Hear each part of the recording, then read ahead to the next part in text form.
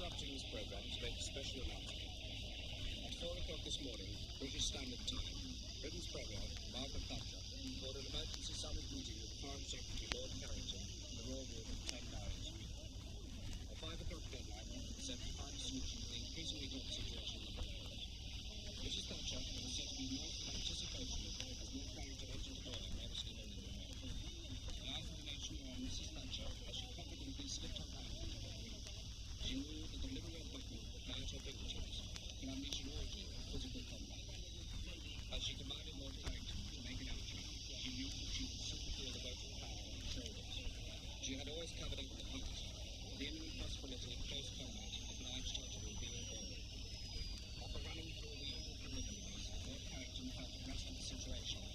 Mrs. Thatcher was delighted to show him the little red button and demonstrate its uses, most notably its connection to the hotline Zero. To enable him to get on top of the door, Lord Carrington was ready to get seriously stuck in and join forces because of the gravity of the situation to avoid simply running through the motions.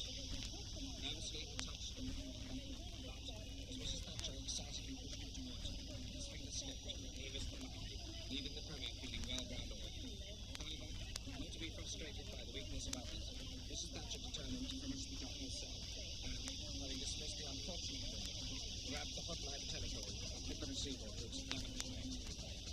Within seconds, the hotline was a frenzy of activity. After years of anticipation, Mrs. Thatcher's forces were heading towards a cloudhouse, sliding apprehensively towards endless openings, an unstoppable cloud breaking through the ground. This was her finest moment, and these people, she cried, England expects every man to do his best. I know nothing of failure. We are going to war.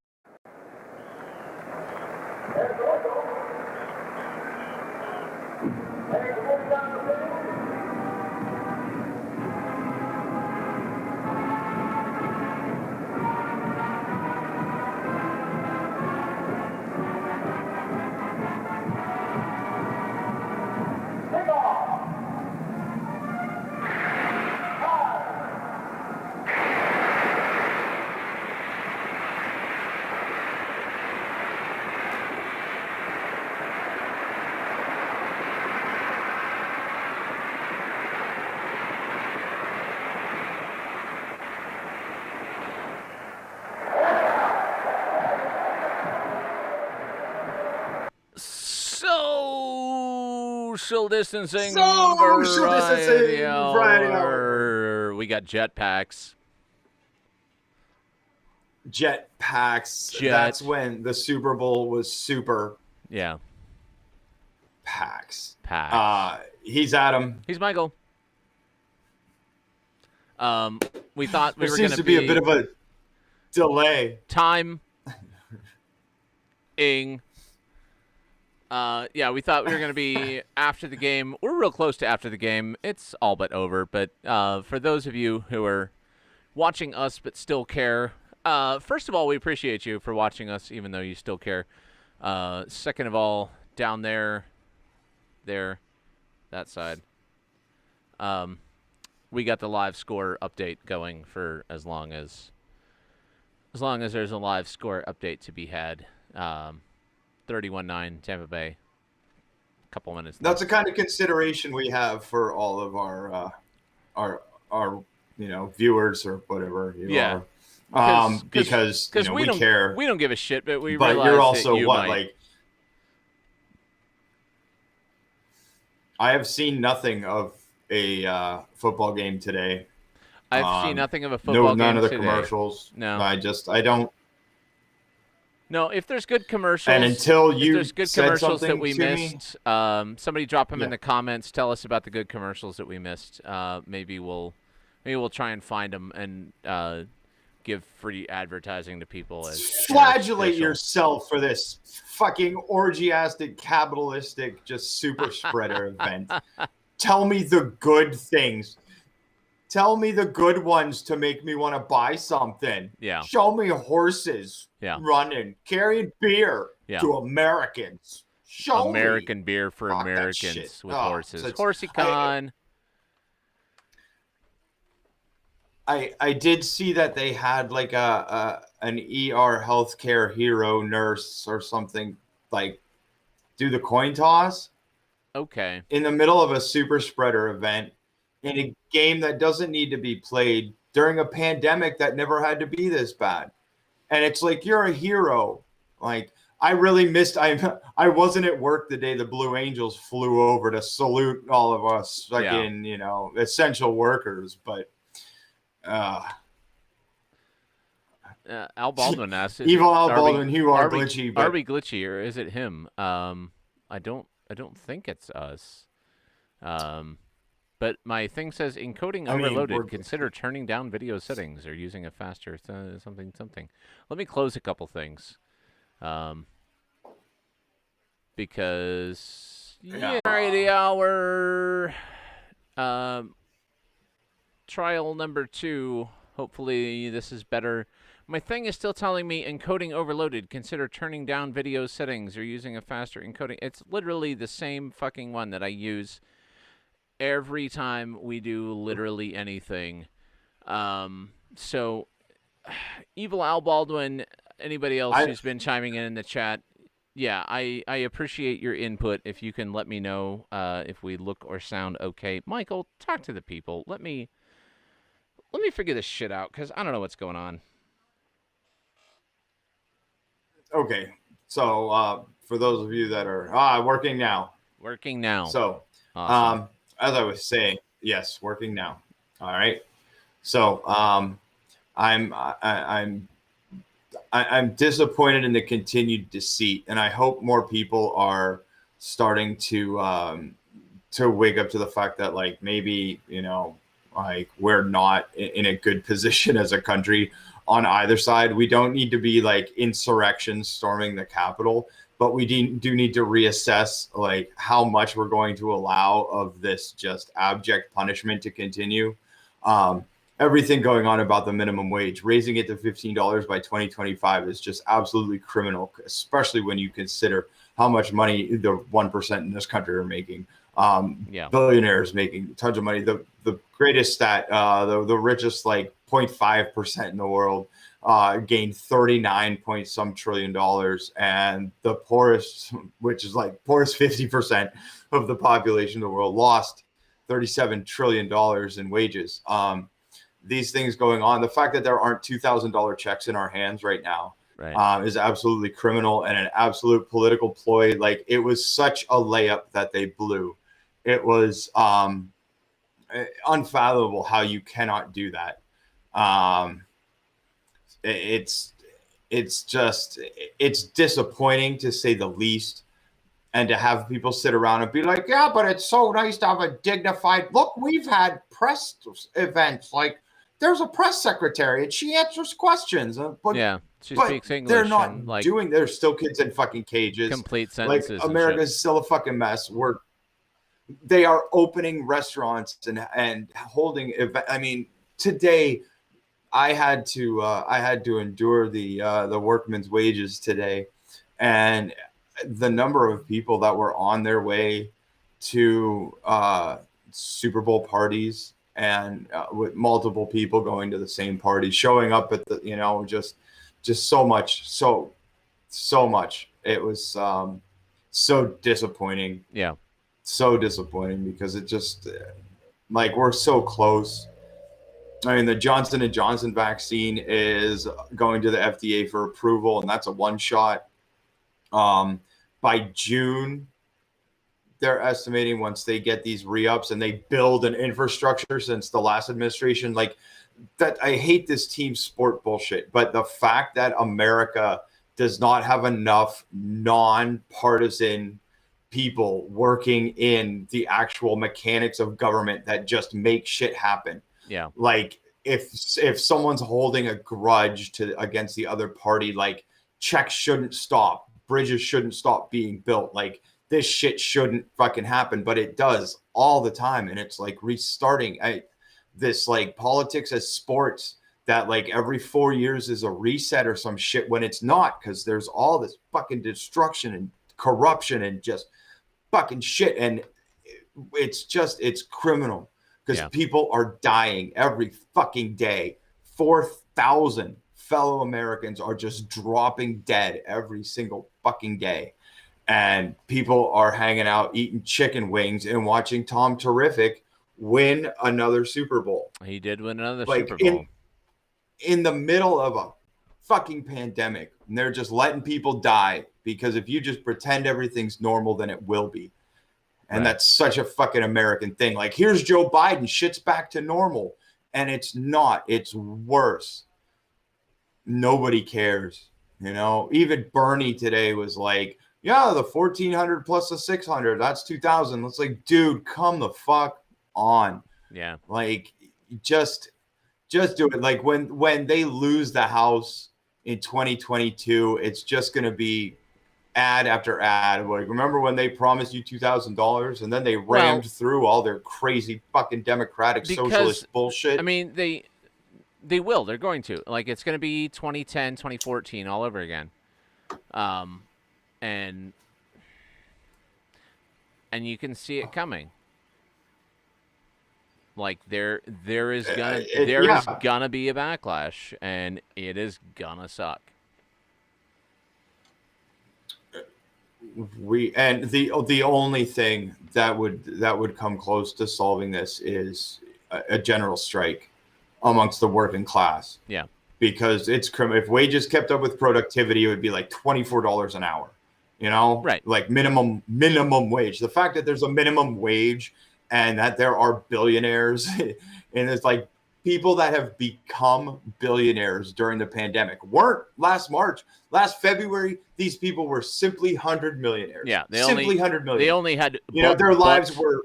But the $800 million, life was tough. But since fucking, I mean, millions worldwide.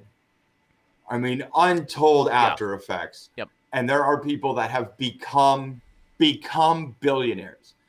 As like the things going on in this country, we could have been done, or we could have been a lot closer. It would have been a lot less.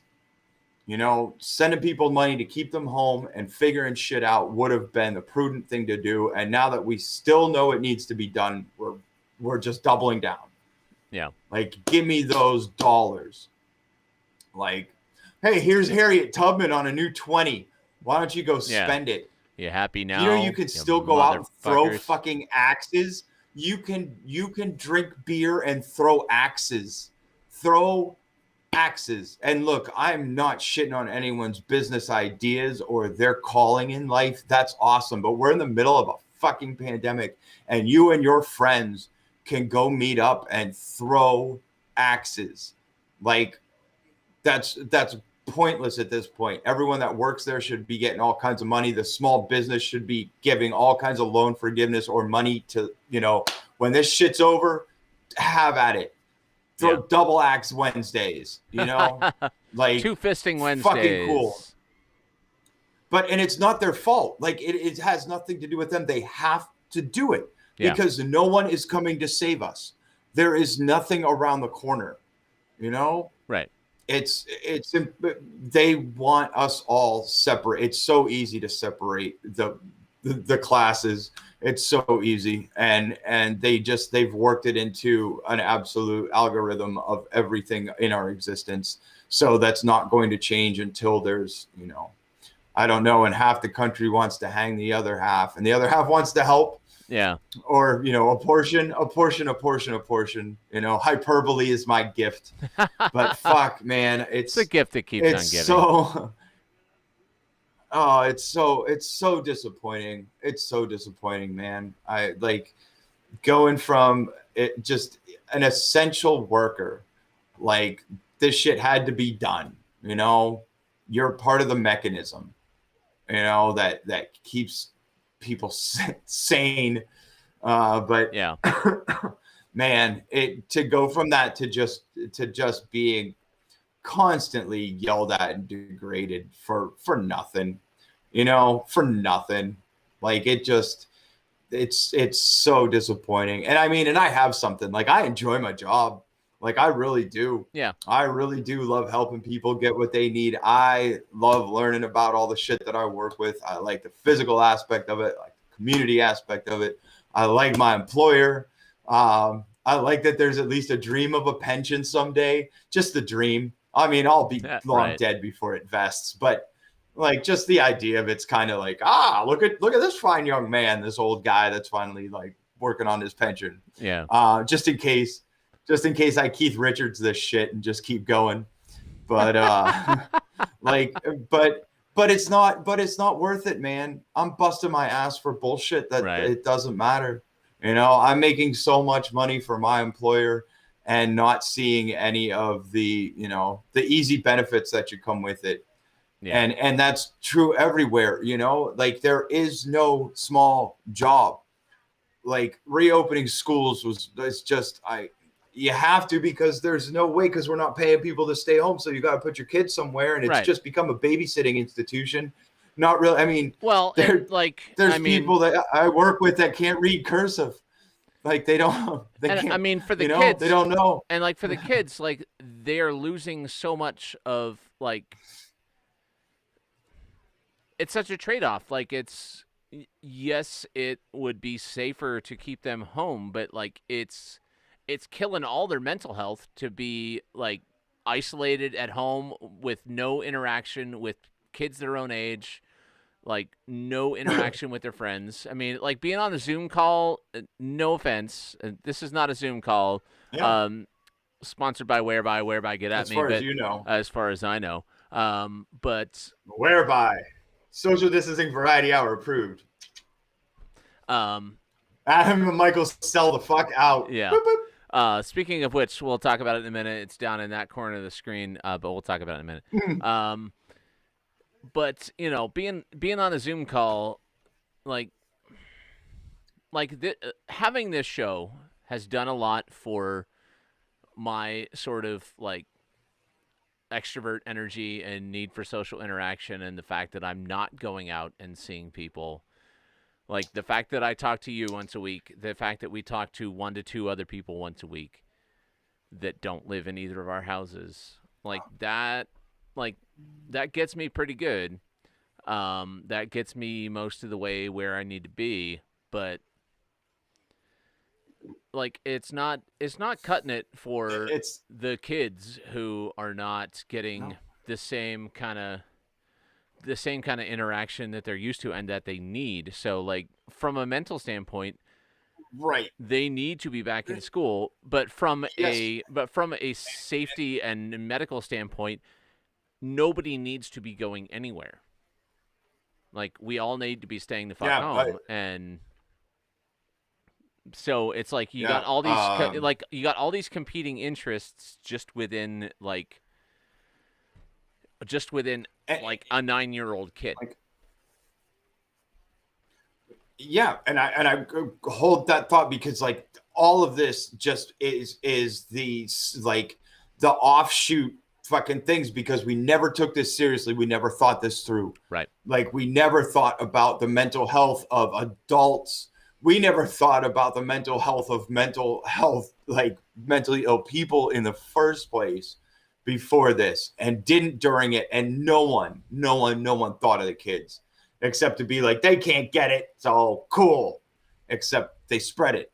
And, Yeah. Could you imagine the weight of carrying around a "you killed grandma" fucking thought? Oh, Jesus Like, Christ. Yeah. Shit, but yeah. But our friend Us Who Wander viewers, on Twitch, says, I work in an inner city school, and school is the only safe and consistent place for a lot of those kids. So being at home for almost a year has been really hard on them for a lot of reasons. Yeah, absolutely. That is very, very true.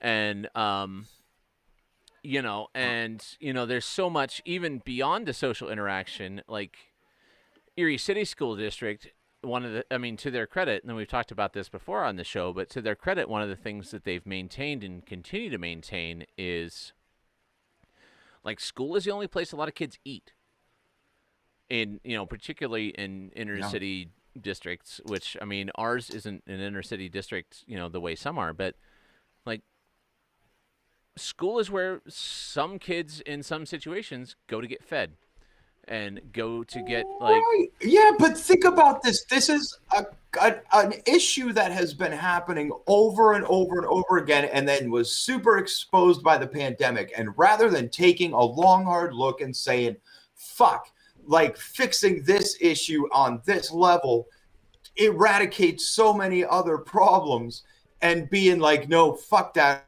We're not even going to look at it. Back to fucking normal. Right. Fuck these people. And especially because they're people of color, especially, and then the poor of every stripe. And it's just easier to tell some poor people that they're winning, when they're buying 50 scratch-off tickets a day. Yeah.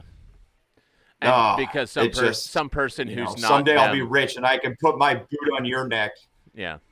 Some person who's not them. So fucking frustrated. 401k went up, and and they should be grateful because the economy, which you and I had the conversation last week about like about whether the economy is even a real thing. Like, the economy is a real thing. Yeah. The economy, is not a real thing. GameStop was at like 55. Oh yeah, I don't even know what it's at now. I don't even know. I'll look it up right now. I lost. There's so much shit happening. We did a show about it, and then I was like, whoop, just right. Yep. On to the next one. On to the next. next. There's more shit of just. What was it? There was some dude on PCP that was outside of an actual GameStop yelling store, stonks yelling at stonks for like 36 hours. Like, Angel Dust ain't no joke, kids. Yeah. Don't get wet. PCP is like, look up PCP and My Daddy Ate My Eyes, and you'll never touch anything like that. But anyway, some dude was out there yelling stonks. All fucking ripped out on PCP for 36 hours. And at the beginning of the week when it happened, I was like, yo, we should do a bit. Like, we should go up to GameStop and do some shit. And then it was just gone because it's irrelevant at this point. It would have just, half the people would have been like, what's this about? Because it's gone. There's so much. And that just, even us, like all of the things that we can't keep going, all of the things that just, oh man, I've worked myself into quite the lather now, Adam. No, it's good. That's good. I'm glad you're soapy now. So it closed the day on Monday at 227, and then Tuesday it fucking tanked, and like by noon on Tuesday, it was down to like $90, and then it had a little bounce, and then it's just sort of drooped through the week, and then it had another little bounce on Friday. Like Friday in the morning, it went up from $50 back up to $80, and then yeah, it's down to 63.77 now.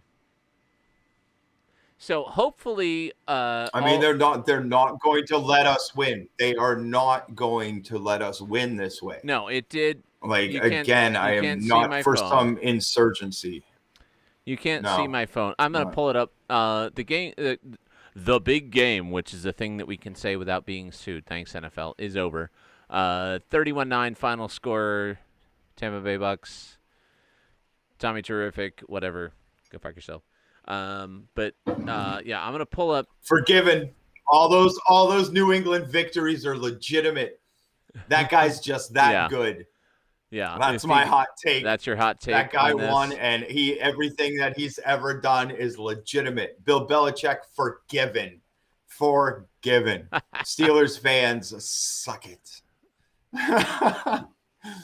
I fucking hate football, but I'm a homer with all of the sports that I do enjoy, and the Patriots happen to be the homer team of the NFL, and like they've just been garbage, and it doesn't matter anyway because I'm really just not into it. But man, like just being able to watch Tom Terrific beat up Pittsburgh every year was awesome around here. And people be like, "Oh, Steelers game." They're like, "Yeah, like you make me want to be a Patriots fan." Just to see the sadness within you, because your whole personality is built around this. And their truck is black and gold. They got black and gold fringe hanging off their steering wheel, black and gold truck nuts. Yeah. Their dog's name is Roethlisberger. Like, fuck's sake. Yeah. Fuck those people.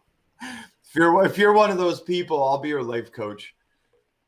Like, because I'd be shit with anyone else. Like, I'd fuck up anyone else's life. But if you're already just, like, dedicated to a football team as your personality, like, I could be your life coach, and I'll get you out of that. This is me reaching out my hand. All you got to do is take it. Yeah, so... Remember when there was only one set of footprints? That was when Michael carried you. So, yeah, go to our... That's when you carried me. Yeah. So, go to the Patreon. Right, go to patreon.com/SDVH. And you can get Michael as your own personal life coach. Yeah, I'm going to put up the game stonks on the feed here in a second. I'm trying to like get my cropping shit together here, and it's just it's going poorly, but it's coming along. Yeah. So we got the 1 day. No. Hang on. Let me just. No. Yeah. What if I do that one? Yeah, that looks good. Okay. Yeah, let's do that. I don't know. So yeah, I mean, you can't see it. You can't see it, Michael. For those of you at home, I can't see any of this. Yeah. So everything he's doing, and I'm just like, ooh, ooh. like that's just my acting talent. Yeah, acting. I'm a master thespian. I'm into scissoring on stage. on stage scissoring. So yeah, 1 day it's done, whatever it's done, but like 5 days it's done that guy.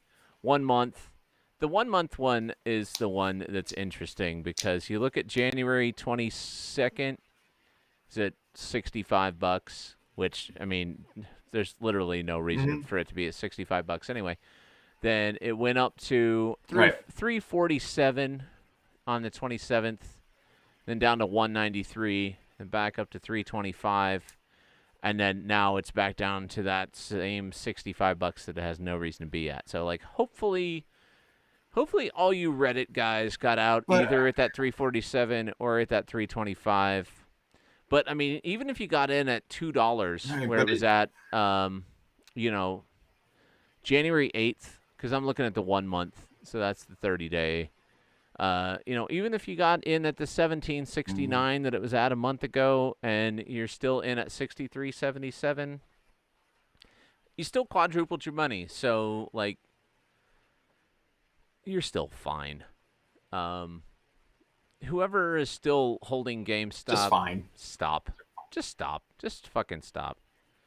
It's over. Like, it was a fun story, and like Yeah, I but I know, mean, that's like like they you did it for the lulz, and you got your see, lulz. but that's the thing. No, that's the fucking thing, though, is that it's gonna be treated like that. It's just a fucking story. It was just a good time gang thing. But these hedge funds bet against American companies and just decimate towns. Yeah. You Oh, know, they just absolutely. buy shit out and it goes. Like, look at the mall. Look at how many of those stores that were like those anchor stores, like fucking Sears, for fuck's sake. Oh, But sure. like, I mean, just these overwhelming corporate things that became behemoths and then got taken out by these guys betting against them.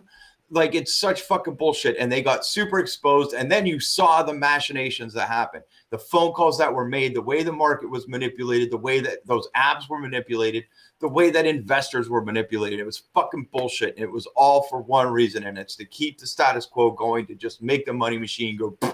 The fact that the Dow Jones continuously goes up during a fucking pandemic is another one of those things. It's like kids that starve without school.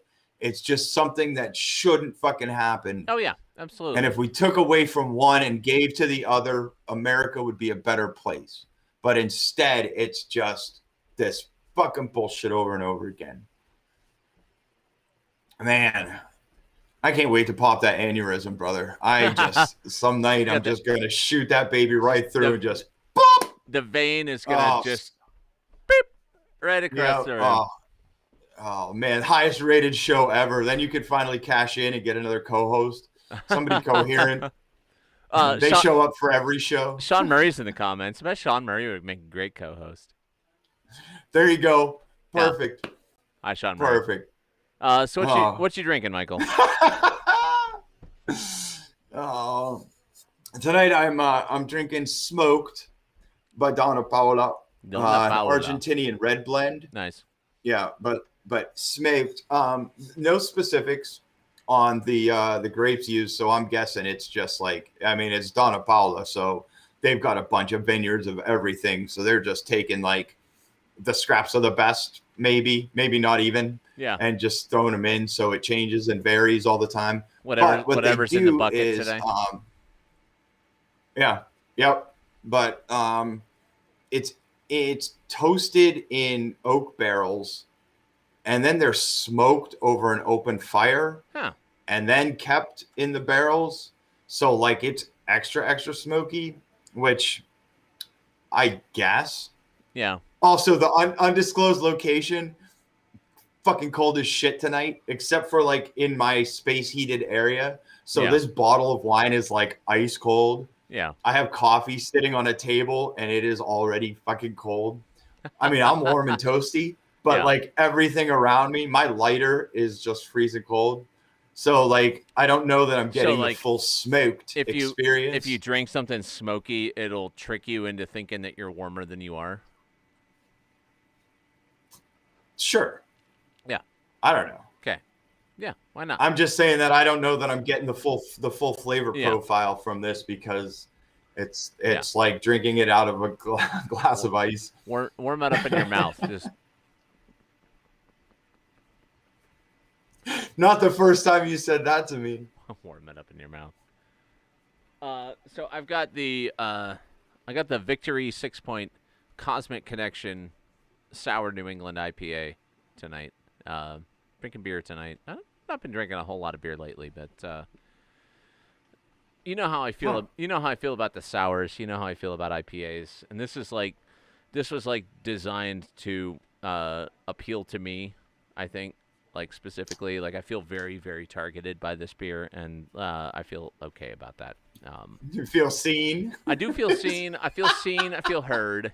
I feel both seen and heard, smelled, tasted, consumed by all the senses. So you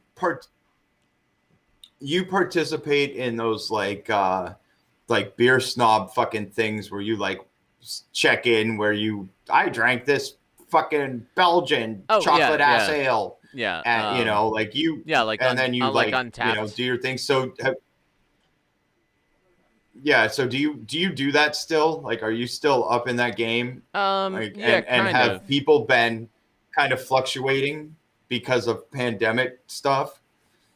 Or has it been an explosion because everyone's making beer at home? I feel like it's a little bit of both. Like, I feel like people are...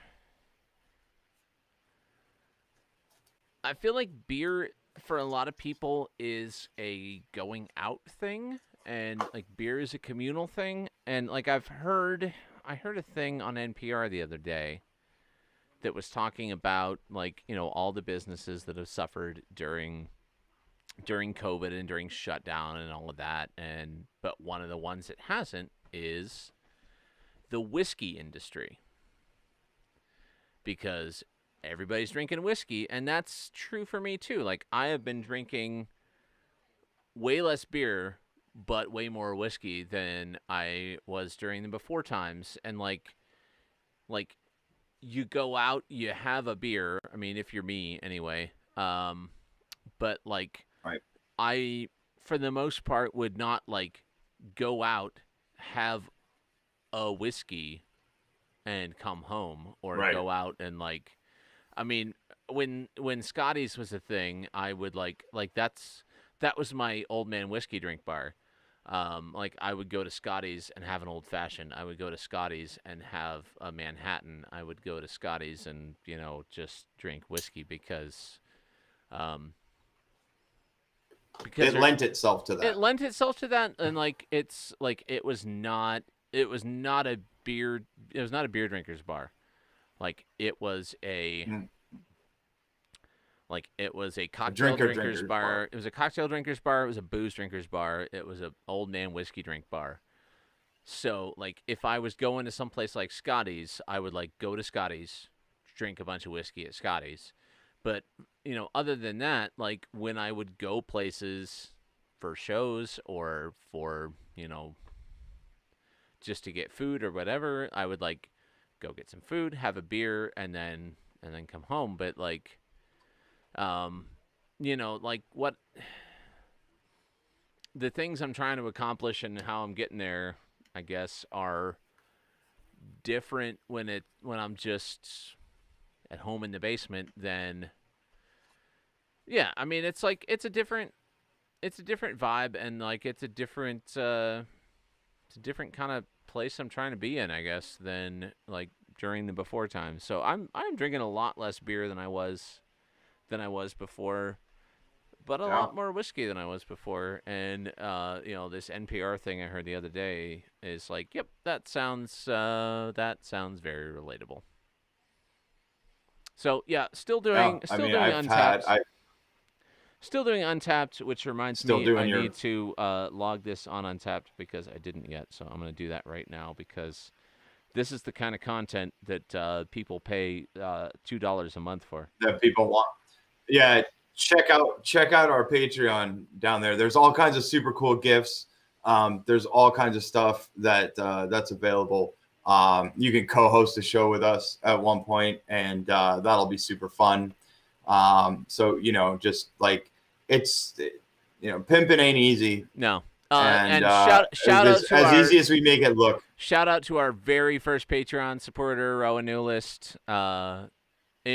In before all the rest of y'all at the $5 a month level, which means you too at the $5 a month level can get bonus cookies videos, which the very first bonus cookies video was shot earlier today with one of our upcoming guests. We got some bonus performance from one of our upcoming guests, which will be going up on the Patreon feed within the next day or two.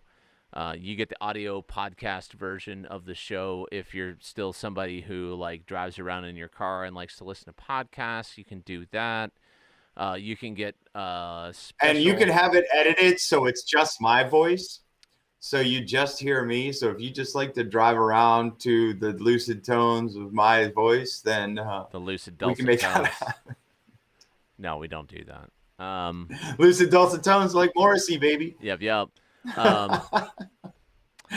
Michael talking for 2 hours. Or just me talking. That's what puts a baby to sleep. 35 minutes. But yeah, $2 level. You get You get the audio podcast version. You get a very nice thank you note from us and some stickers that don't exist yet, but they will exist real soon. Been talking to a friend of the show, Doug Bailey, who's working on some cool sticker ideas for us. So those are forthcoming. $5 level, you get the bonus cookies videos. You get a special DIY T-shirt. Which similar to those Made by Maris, made by Maris collection, similar to those rocked by Michael and or myself occasionally on the show, which we might show you something new here in a little bit. $10 a month level, you get the merch table grab bag, all kinds of cool merchandise items from guests of the show, stuff from Michael, stuff from me. We'll send you a cool bundle of stuff. And then the special executive producer level, you can basically get whatever you want. I mean, there's certain stuff that you got to go to the OnlyFans handy for. Behind the dumpster. Handy behind the dumpster, only for Michael. But, there's stuff you got to go to the OnlyFans for. OnlyFans. But other than the stuff you got to go to the OnlyFans for. Got him. We'll make some stuff for you. You can come be on the show. There will be special art items available to you, and you'll get all the other shit too. So check that out. Patreon.com/SDVH. And there will be more to be said about that in the days and weeks to come. We got cool guests tonight. We got a show tonight. I mean, despite all this stuff that we had to say. Yeah. We got a show tonight. I'm glad we got that out of our system.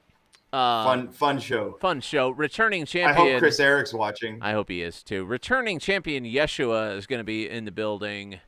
Throwing it all the way back to the very first show.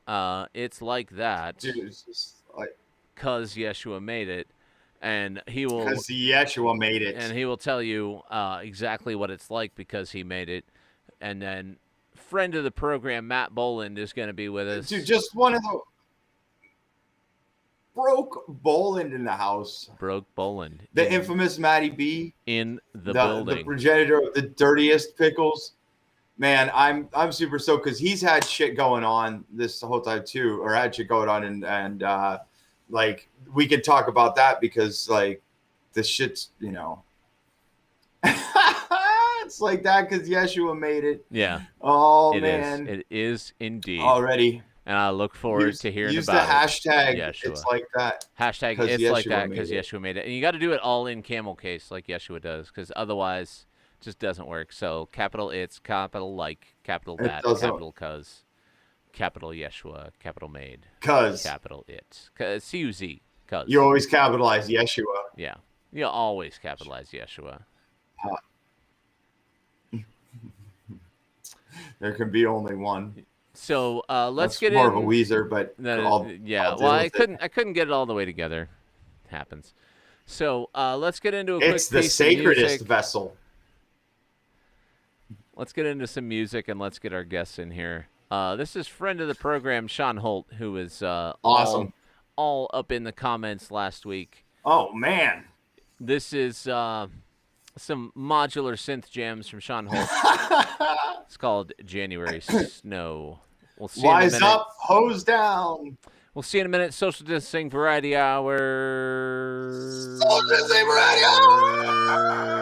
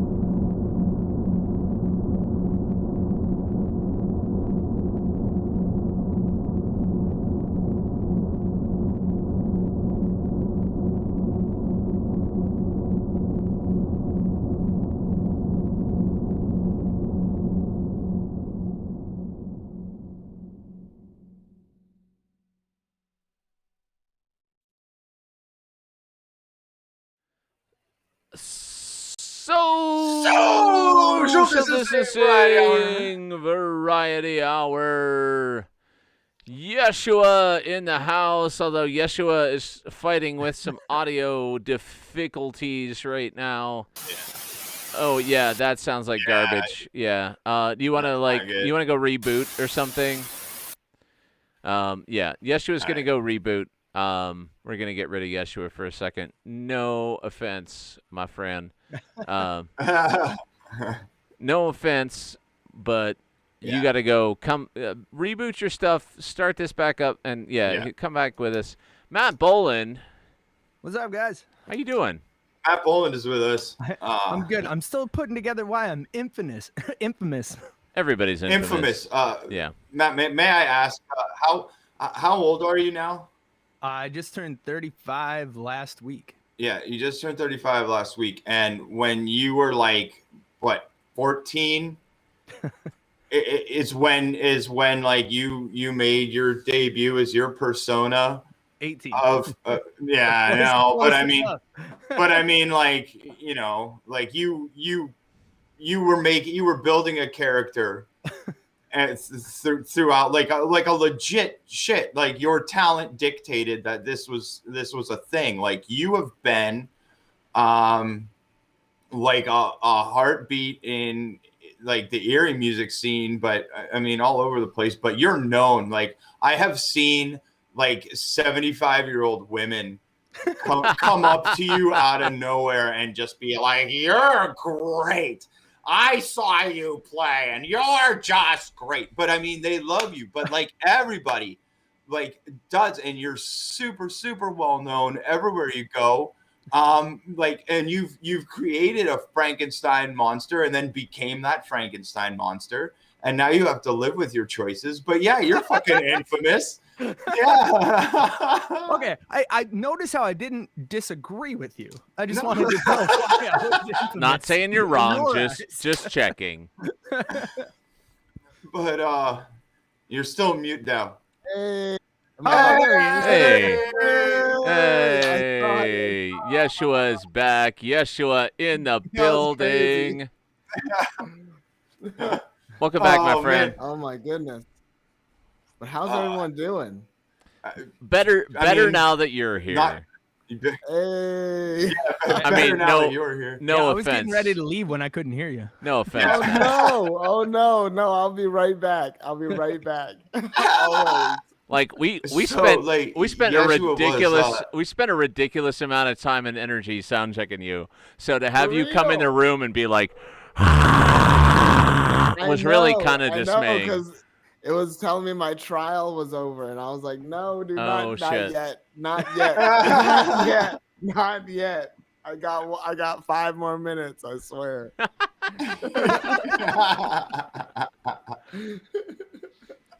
Yeshuwa in the last 30 seconds went and made a whole faux email account just to sign up for a new trial. That's what you got to do. That's a grind. Yeah. It's a dedication. Oh man. Oh my goodness. You're such a hustler. Can't get me down. For sure, you're like the fucking happiest dude I know. Oh man. And it's legit too. No, you don't. No, you don't. You gotta laugh at the things that happen because it's just like, oh my goodness, how after so many things. It's crazy. It just blows my mind. But I figure it out though. It works. As long as it works at the end of the day, that's all that matters. We get it. Dude, like okay, so Yeshua was the first guest when we thought this shit was going to be like 3 episodes and then we're all back to work. No, I knew it was going to be fire. I knew. We were all piled together, lined up behind Adam. Yeah, because like you can't tell at home, but like social distancing. The studio space here is about this wide. Oh, it was great, dude. We were all lined up. We all had like wide. A certain headspace. So yeah, like I gotta find. Like, ding, ding, ding. So the first episode, the very first episode, like week 0 of the show, was like me, over here, Yep. and then you and Michael had it over perfect. here, You and Michael had it perfect. and You were then both like, bah. Yeshuwa like, It was crazy. back I was like, dang, back this by is where like an action by movie, where the like, chalkboard cover. is. I should find I'll have to find the clip of it later, but It was hype. yeah, go back and watch. You can go back and watch the first show, or you can go back and watch the week 21, the 21st anniversary clip show. Can you get a clip of that first episode? Yeah. Yes. I got. Yeah, probably. I can play one here in a minute if we want, or yeah, there's clips to be found. It's still on the All YouTube. right, so we'll get back. So in the meantime, like this is what 42 shows now. Yeah, this is number. I mean, 42. I respect the hustle. You guys have been grinding. I'm still doing this. You still doing that? Hey, I love it. And we got Maddie B. And we got Maddie B now. Hey, yeah, we got the Dirty Pickle. Yeah, that's Dirty Deal. Oh, nice. Yeah. So made by Maris. From the Made by Maris we collection. got fucking shirts. So we got clean cucumber. That's hype. Okay, so quick announcement. It's funny that you put that up. I was trying to, over the last couple months, come up with a whole new another thing other than calling it Maddie B and the Dirty Pickles, because let's face it, some of the places I'm going after now don't want to put Dirty Pickles on a marquee. Right. I don't know why, but I can't imagine. It's becoming a challenge. Right. So first announcement of new name drop today. Oh shit. On your show. Oh shit. Clean Cucumbers was up there. No way. It did come up though. No joke. It came up. So I'm really happy to see that shirts got made. But unfortunately, Maddie B and the Dirty Pickles is dead after 17 years. Oh man. Wow. It is now Maddie and the Pickles. Maddie and the Pickles. Right. We're just dropping Be Dirty. I like it. That's got to be nice. That's got to be Pickles the next. cleaned up That's got to be nice. the next album title. Just Maddie and the we Pickles. We Pickles. were talking about that. Be Like, Dirty. what if it was Maddie and the Pickles Be Dirty? That way we got the whole title in there. You should call it Maddie and the Matures. No, we're preserving rock and roll. Oh, I like it.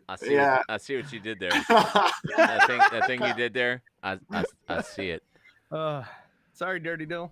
You're gone. Oh no. Oh. Okay, so we were talking about this. Now all those fucking people that got the Dirty Pickles tattoos, what a bunch of fucking suckers. You fucking idiots. Now he dropped the band as soon as he had better places to be. We gotta roll our sleeves up. Fucking Dirty Pickles tattoos. Oh no. Dirty game. Well, the Dirty problem game. is it's still the Pickles, so Yeah. it would have been different if we changed the name completely. Right. It'd sell you out for a bigger tour bus. You fucking idiots. Bigger tour. So Yeshuwa, Dirty Pickles is apparently now available. So Yeshuwa and the Dirty Pickles. No, I still own the trademark. Oh, Dang. So that's still me. $5 to Matt Boland. You can be Yeshuwa I and the Dirty also Pickles. own wehatethedirtypickles.com. So Dang. Look at he's got it covered. Oh, I gotta go. Yeah, I gotta go. I've been right a now. moderator for 10 years and I didn't know. So one thing I learned a long time ago, and I guess this is legit. Hanson actually did that. They owned Hanson, like their thing, but they also owned wehatehanson.com, and it was a whole group where they sold tons of We Hate Hanson merchandise. But it was all them. Like Oh, that's kind of That's fantastic. hilarious. All this money. That's I was hilarious. like, all right, they That's- bopped their that's way into brilliant, thumbs up. actually. That's legit. Oh, To make it super expensive. Bobby J in the house. Overprice it. Wow, we must have some heavy hitters on the show tonight for Jensen to show up. or Yeah, something. Bobby Jensen. Just a comment. Hey, Oh wait, I Bobby. can't see the chat. Is there any way I Hey. can see the chat? Do I got to bring it up? I can send you. I'll send you a link. What? Oh, okay. Yeah, because I got the like multi the Gotcha. the multi-platform chat on the thing. But yeah, I'll send you a link. Meetings, everybody. Sounds like a bad one night stand. I'll give you a call. Yeah. Yeah. Wild. Oh man. So like Yeshuwa, it's almost a year. You were on the first show. You're back now, like, and you're still fucking laughing your ass off, man. Like, have you changed it all? Because there's a lot of shit that went down. Like, forget just the COVID shit, but like, there's been shit happening in the world that, I mean, are you a different man now? Is your laugh a little more cynical? No, never. Always positive. I mean, I've just been grinding really. Since COVID hit, I've been actually working more. I don't know what happened. Everyone seems like they went inside, but the grind did not stop for me at all. It just became different, and I've just been doing so much other stuff. But yeah, the grind has not stopped. It's just changed. But yeah, it's a work in progress. Everything's a work in progress. It's a whip.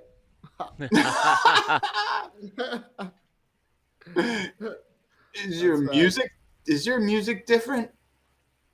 I mean, my skills have grown, so I guess so. I'd be wrong to say it hasn't.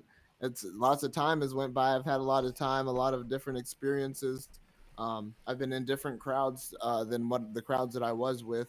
Like the folks that I would like hit the clubs with, or like I'm always at the Rook and like running into Matty B at random places and stuff. And I'm not able to do that anymore. So like the crowds have changed. So like I don't know, the energy that I'm around has just changed. So I feel that that's definitely had an impact on me musically and mentally, and yeah, just in all ways.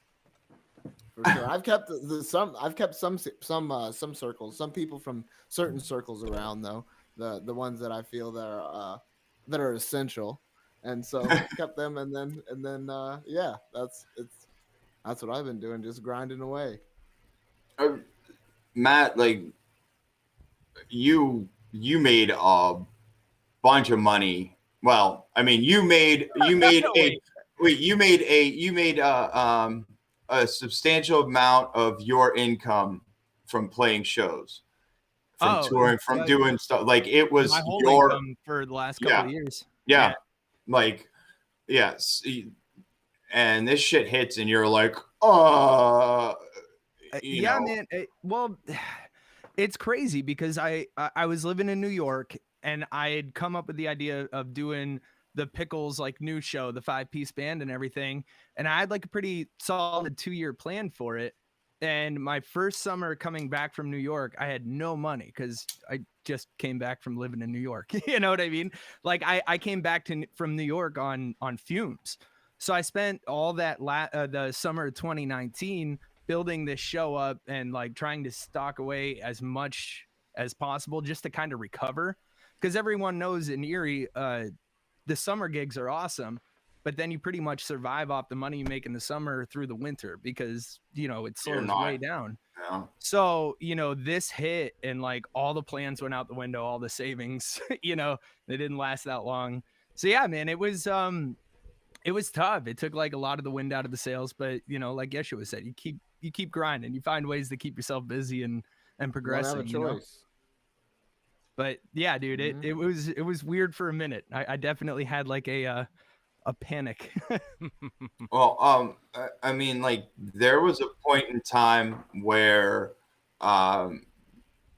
you got swept up and became political and became in your music and in the aspects. And now I wonder, like, in the middle of all this,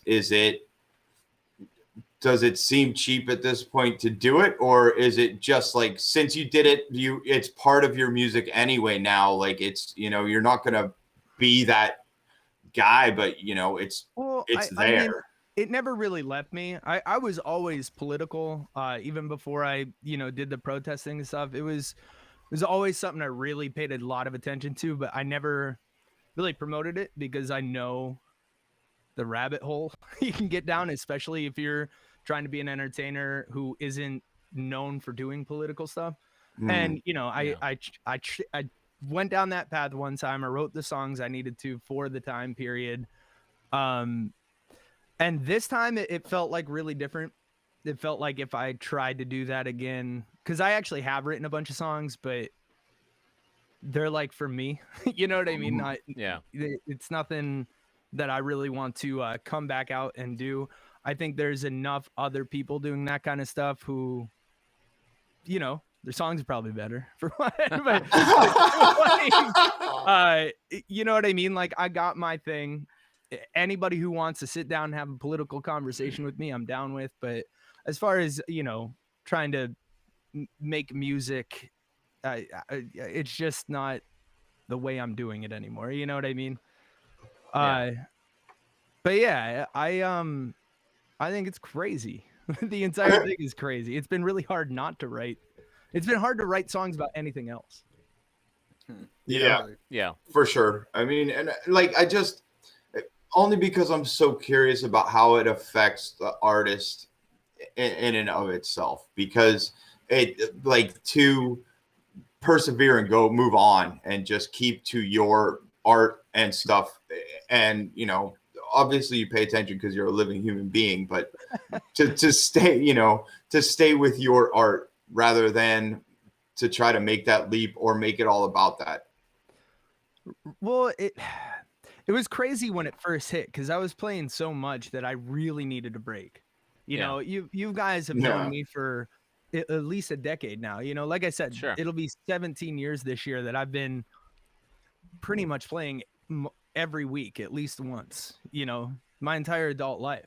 So when this hit, it was all of a sudden I found myself in the longest period I'd ever gone without being on a stage, like, in my life, you know? So it, like, at first it was amazing because I didn't know, like, what a break. It's like, when you have the endurance and you're doing stuff nonstop, you don't realize how exhausting it is until you stop and, like, take a look around, you know? And I noticed how, like, oh, it was awesome. I didn't even want to think about music for the first, like, month or so of the pandemic. I was like, oh, I get to actually, like, do anything I want without having to worry about, like, oh, I got a gig. I can't just up and leave town for this weekend, or, you know what I mean? And that was cool. But then I got into bad habits from that and I stopped. Yeah. Like, I didn't go to my studio for like a month straight. I just fell into, like, playing video games and, you know, just that was it. I'm like, I can't go outside. Yeah. I can't do anything with anybody. Like, I don't want to write music or play music or even think about music, because this is the first time that I'm not, like, mentally, in my mind, obligated to, because I always put that obligation on myself because it's what I do. It's what I love. You know, I made the decision. Like, so it was nice to do that, but I definitely developed, like, a lot of bad habits from it too. Sure. Yeah, no, I mean, like, it was the first time in a decade that I haven't had to put together a show for Wednesday. Right. I didn't have to fucking do it. And it was like, I listened to so much music that I wouldn't never play on the show, that, like, I love and would just listen to obsessively, and didn't have to, like, be like, what's new this week? Like, it changed me. Like, when I went back into the studio, I was just like, this is not how it was. Like, nothing's the same anymore, because I got to awaken to a whole different, like, my sensors have been cleared. Like, I'm on a whole new focus now because I didn't have to do it. And all the ancillary bullshit that goes with it, like going to other people's shows, like going out, like making appearances, like checking out open. Yeah. Like all the other, like, no one gets that shit at all. And, like, you know, they come and see you and they pay money, or they, you know, go to the free stage in the summer to see you. And, like, they see you for the half hour, the 2 hours, or the 4 fucking hours that you play. And then they're like, oh, that guy just did, you know, 2 hours on stage. What a life, you know? And it's like, you don't see the rehearsal. Like, you don't see the fuck ups. You don't see all the, you know, you got to make the grind of going out, but having to support everyone else, especially around here. like if you stop showing up at other places, they stop, you can't keep that going. And that's all gone. I mean, that was all gone. And it was just like, there are people I'll never talk to again. You don't have Scotty's is closed. Because Scotty's is closed. You don't have. It was the only place I saw him. You don't have to pretend you like coming to my shows anymore. Are you talking to Michael or me? No, I'm talking to Michael. Yeah. I was gonna say, I never once said that. But yeah, no, you're absolutely right. And like the craziest part is that's running through my mind lately is I don't like. Well, first off, I had no idea like the emotional toll it was gonna take not playing shows, because every ounce of anger, aggression, angst, anything, I had this outlet to get out all the time. I've never been like that angry of a person. You can piss me off here and there, but like, like I've never been like, ugh. I found myself being like that a couple times. I'm like, what the hell's wrong with me? Why am I? Oh, because I haven't gone on stage and yelled a bunch. You know what I mean? Like it's that kind of stuff's crazy. I don't know what that just came into my mind. The emotional downfall of Broke Boland. Oh no, dude. But no, like seriously, that kind of stuff was like the unexpected stuff. But even now, trying to think about what it's gonna be like when things are, normal, whatever that is, like when we get back to it, I'm always gonna do what I do, but I don't know if it's gonna be the same, Sure. Speaking of which, I started laughing because in your 17 plus years of doing it, you've picked up certain mannerisms, and as you were speaking and you were super into it, you picked up your hat and fucking did your like thing. It's true, man. It's so true. it's just what you do, though. It's like it fascinates me. Well, we were talking Mr. about Boland. It fascinates me. Well, we were talking about being a character. Okay. Yeah. We had talked about being a character, and so my girlfriend asked me, "Oh my God, do you actually sleep in these zipper pants?" And I'm like, "Yeah." She's like, "Why? You're not on stage. You don't have to wear those around the house." I'm like, "It's just what I do." And she's like, "You're not a character. You're you. Like, you're a character." I'm like, "Do you still want to be with me?" So like, yeah, of course it's a little accentuated on stage, but yeah, I fix my hat when no one's around. Yeah. Like I that's the fascinating part to me. Like I always tell people, like I've met Matt Boland, like I met Matty B a million times. I've met Matt Boland twice. Like the one time it was when the Crooked Eye was still a thing, and you were bartending at the front bar at the Crooked Eye. The Rust Belt. Yeah. Yeah, in the Rust Belt Lounge at the Crooked Eye. And I think, Michael, it was one of the times that that Triage played Crooked Eye. I'm like 90% sure it was big shows. Yeah, big shows. And like I was hanging out in the front bar not with Matty B, but I was hanging out in the front bar with Matt Boland, and yeah, and that was one of the times, and I'm like, there you are. Okay, cool. And the other time that I felt like I met Matt Boland was the first Celluloid Liberation Orchestra show that we did at PACA. Celluloid Liberation, that was the film score thing. And Michael, you've seen at least a couple of those, but the first one Matt played for, and it was me, Abby, Matt, Ian Smith, Garrett Skindell. Did somebody else play for that, or was that? Wasn't it? Was it Bootleggers Bible Club? No. Or was it Pothole? No, it was neither of those. I was just solo. No, you played with me. No, it was that was the film scoring thing at Oh, Haka. Yeah. gotcha. When Yeah. okay, when we did that, okay, Yeah. Yeah. I do remember that. 'Cause- Oh, that was and- nuts, man. Yeah, and the lineup was like that was those that. things were dope as shit. Yeah, that was awesome. You, me, Abby, Ian Smith, and Garrett Scandell, I think was the Yeah, the I lineup for remember that all one. them. I couldn't tell you if there was someone Ian else. Smith or Ian Maciak? Smith.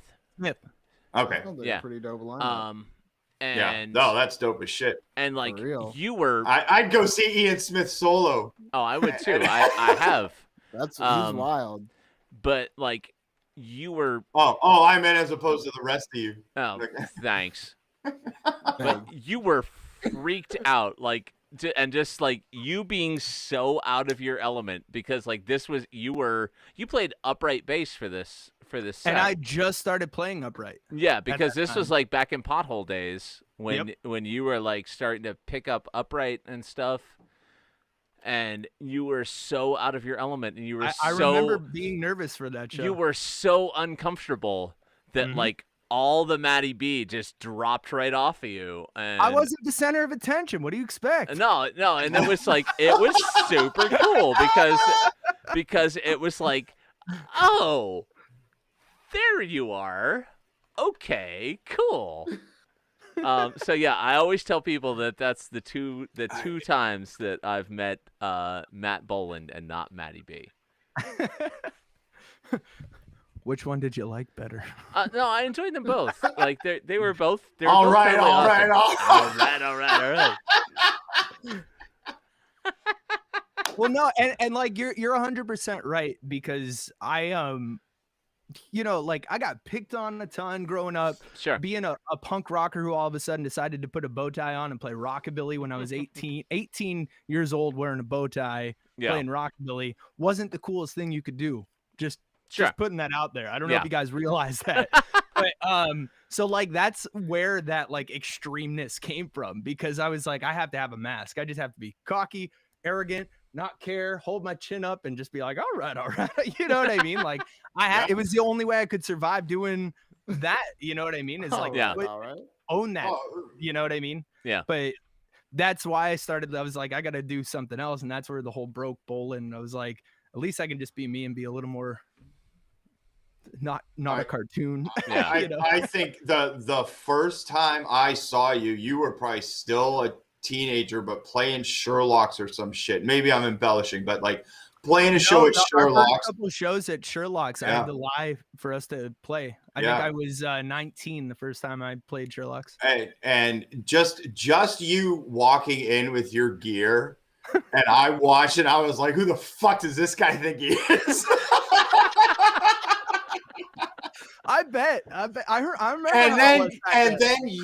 And you went up on stage and had more heart than anyone else that played that night. And I don't even remember, so I couldn't tell you who it was. But you just kept showing up. I was like, who the fuck is this guy? And you just kept showing up. Like it was crazy. And you're still doing it, which is fucking amazing, man. It's crazy, man. It's crazy. That's awesome. That's super awesome. Uh-oh. Matty froze. We lost Matty. Is anyone else feeling glitchy? Everyone's connection interrupted. Yeah.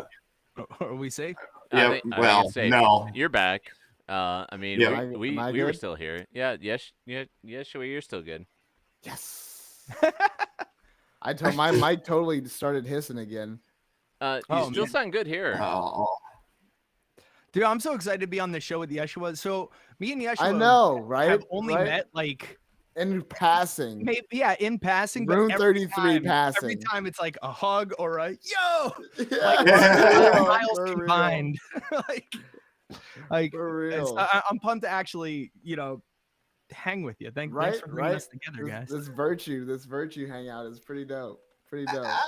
Yeah, I'm glad we did this. You see a lot of people, don't you, Yeshuwa? I do. I mean, people. I mean, I'm around a lot of people. Yeah, for sure.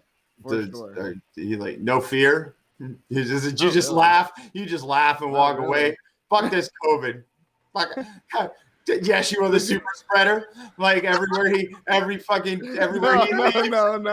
leaves, like 3 people get sick. No, Everybody's just like falling because around the ground. I'm so not a super spreader. Oh. Merchandising Official. opportunities. Not a super spreader. Not a super spreader. YeshuaMadeIt.com. I want 10 of those. Get your I'll Yeshua wear mask all day. Hey, YeshuaMadeIt.com or .net or .net. Depends how you're feeling that day. You're feeling like networking or you're feeling commercial. Don't be a super spreader. Yeah. Get your Yeshua mask. Oh, geez. Get your Yeshua sweatpants. Get your Yeshua hoodie. I call them the Yeshua cheeks. there may be a sequel to the Yeshua cheeks. TBA. Oh. Audio's good, but the video's frozen. Yeah, that's what I'm hearing. I'm gonna look at it. You You guys talk amongst yourselves. Yeah. But man. Yeah. But I mean, do you just come up with ideas and you're like, I'm doing it? It's pretty like, much. You just have to go. You just got to go full. You got to go full on. You just got to go. You just got to go. You can't I don't know. I feel like I hear a lot of like artists that that I'm in the mix with have doubt on and then they I don't know, almost let the audience determine. And I feel like if you're an artist, you're doing this for you. You gotta. That's part of being an artist, is being like someone that is different from the crowd. You know what I mean? So that's part of the thing that you have to. And it's like, no, it's not gonna be cool at first. Just like Matty B was saying, it's not gonna be cool at first. Like, It's not cool at last either. Be careful. Yeah. Oh dang! It doesn't get easier. I thought it would. I thought eventually. You're getting it out of the way now. Everyone catches on. Yeah. Look at Yeshua. Take a good hard look at the 3 of us. Like this is this is what the grind gets you. Wait, I like it. I'm signing might up. someday become the Intercontinental Champion. Yeah. Big thanks to Matt Texter for getting me this pin. That's fire. That's fire. Cheers to Matt Texter. What a fucking guy. For real. But but Yeshua, I mean, is it? I don't know. Like you just don't feel any kind of way about seeing all. Seeing what? Like I was gonna say, you just can't. I don't know. You just have to make your mind up and just go. And then people are either gonna love you for it or people are gonna hate you for it. And I've only focused on the people that love me for it and just kept going. I mean, there's definitely people that I thought would love me for the things that I do and being I don't know, the way that I am, but it's went a different way. But that's just how it goes sometimes. You just got to keep going. Cheers. For real. A lot of people that I knew would be on my side. Knew I would have put money on it. Nope, they're gone. Out. I was like, dang. But it's all good. Everything happens for a reason. I am not only am I mentally ill with my depression, and not only am I the ultimate cynic, and not only do I just love seeing the bad shit that I called out happen, but it is fucking amazing to me that you can get done saying what you just said and then laugh. And those people, would have put money on them and boop, they're out. They're gone fast. Gone fast. I'm just wow. I don't know. I looked out for them, and then it's just I don't know. Oh, yeah. It's just, I don't know. It's just. So I even did have depression for I don't know how many years that was. It was a good while, but I felt like I thought myself out of it. I don't really know how to explain it, but it was the only person that cares if I'm having a good time all the time is me. I just would check in with myself and be like, are you having an awesome time right now? If not, do what you got to do to make it an awesome time or make it a greater time. And that's what I did. And I just did that out of my depression enough times. It was I have no idea how to explain it to you other than that, but it was a crazy process. But it worked. It's called owning your shit, man. I don't know. I was just like if I want to have a good time, I'm the one that's in charge of that. Even if I'm with other people, I'm in charge of if I'm having a good time. Even the people that even shout out C Brown. Charles Brown actually posted a status a while ago. He said when people said that everything was my fault, I realized how much power I had. And I was like, dang, that's so true. Because there's so many people point the finger, and if they pointed at me, I realized that I was in control of that situation. So I've just done that for, I don't know, I've just encompassed that to almost pretty much any situation that I find myself in. Just own that whole situation. That is my situation. It's my fault that it's going wrong. It's my fault if something goes wrong. You're absolutely correct. And it's my fault if this thing takes off. Remember that, though. Remember that, though. Yeah. That's my fault, too. It's like that because Yeshuwa made it. Hashtag.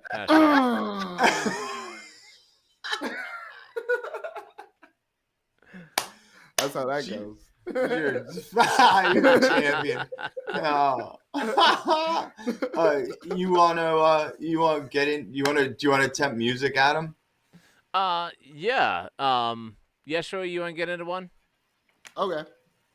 Yeah, that's exactly what I wanted. Alrighty, so that's a good transition. That's what I'm here for. Is a good transitions. So I might have to like bop out after every track to make sure that I don't get that hiss, but we're gonna run with it. Yeah, you just need to do one now, and then we'll mute ourselves, and you'll be on your own. Awesome.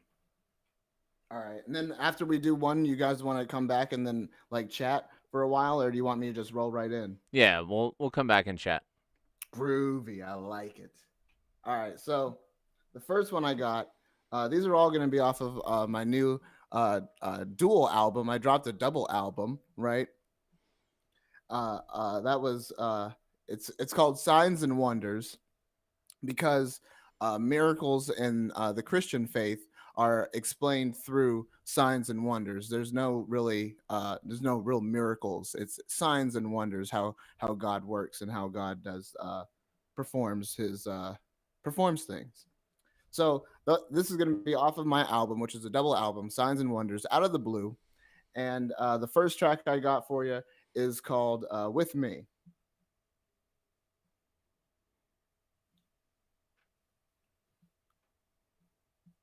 Yeah.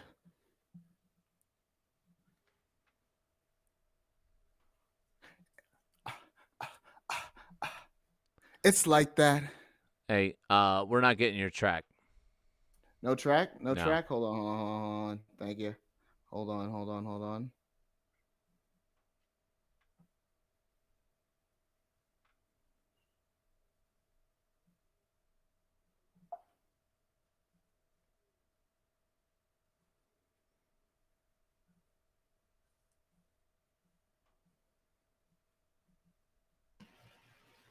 Two fucking sound checks for this?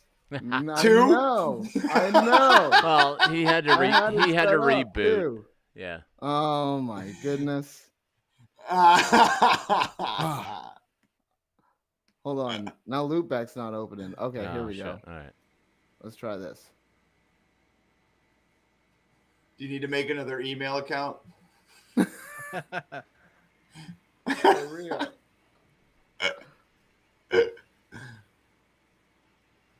Hold on.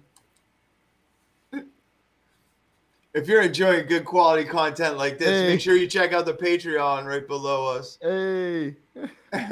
Let's see. Can you hear me? I can hear you. Yeah, I can hear you, but not the music. Okay. Let me get my music popping back up. All right. Yep. Yeah. I just got you. Just me still? Yep. Just you. Where did my music go?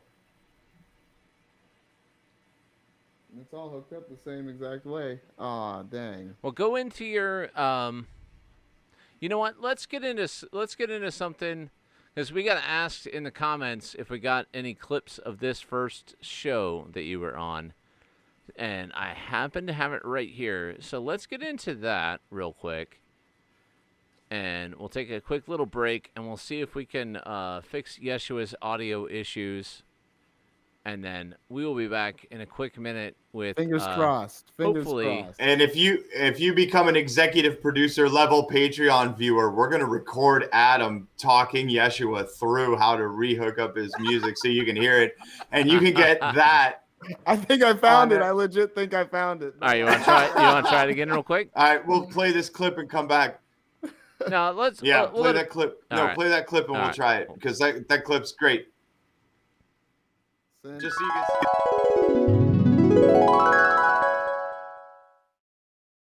This video's over.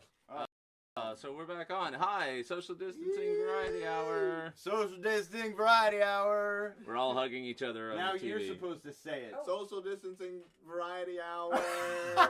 It's like that because Michael made it. Wait a minute now. This is Adam. This is Michael. I'm Yeshuwa. He's our guest. Be our guest. Thanks for being with us. So during the break, Yeshua was saying, "So it seems like you wanted to do this for a while," and we said, "Oh, about 2 days." 2 days. And then we started telling him the story, and then But we thought, we let's decided- save it, and we'll tell you guys the story instead. This is radio practice. This is radio practice. This is why we're so good on our first try. Ladies.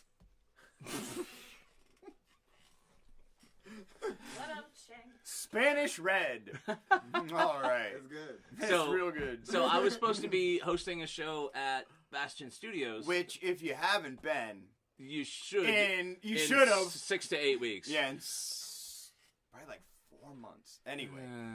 Uh, Enough of that. 4 months. But phenomenal what they Yeah, have done definitely. there. It is exactly what the city needs if you're from the 814. And it's just another one of those fantastic, cool things that's going on in our town. Silas.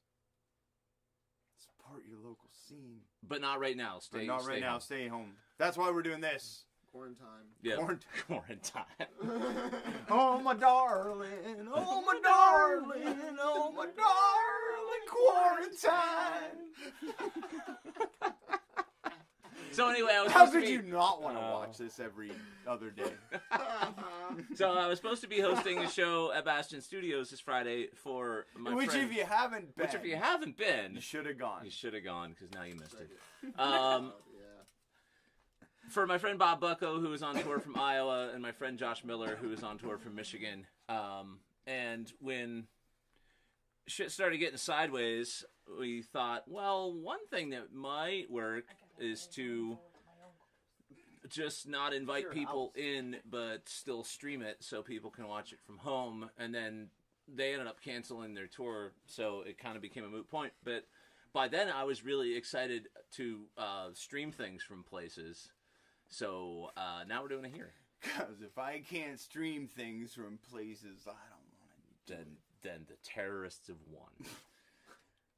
You know what's so arbitrary is that you're allowed to bring 12 ounces of hand sanitizer on an airplane now, but you should never fly. But anyway, like, arbitrary rule, well, change it. So realize that if nothing else from this experience, you've learned that there are a bunch of those arbitrary rules that are just trying to hold you back from what true freedom is. 'Cause Not when- even as an American, but as a human being. Because when push comes to shove, it's like, forget it. That didn't matter anyway. Oh, you push and shove on me. My God, Ren loves watching this so much.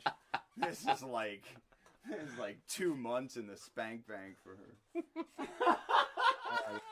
Social distancing variety hour, taking you back. Social distancing variety hour. Taking you back to week 0. We managed to fix Yeshua's shit. So, Yeshua. Sorry, we can't fix our shit. Yeah. Because apparently we're all glitchy all over the place. Yeah. Whatever. man, this undisclosed location is cold as shit now. Like this coffee was fresh when the show started, and now it's just ice. It's not even there anymore. It's fantastic. I want you to know I got a heater and I'm warm, but everything around me is frozen. It's fucking crazy.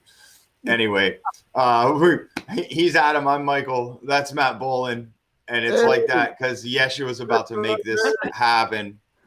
Finally, here we go. Worth the wait. It is. It is, though. I promise I'll make it worth the wait. Here we go. All right, here it goes. With me, out of the blue, signs, not from Wonders. I'm going to do some stuff from Wonders also. But here it goes.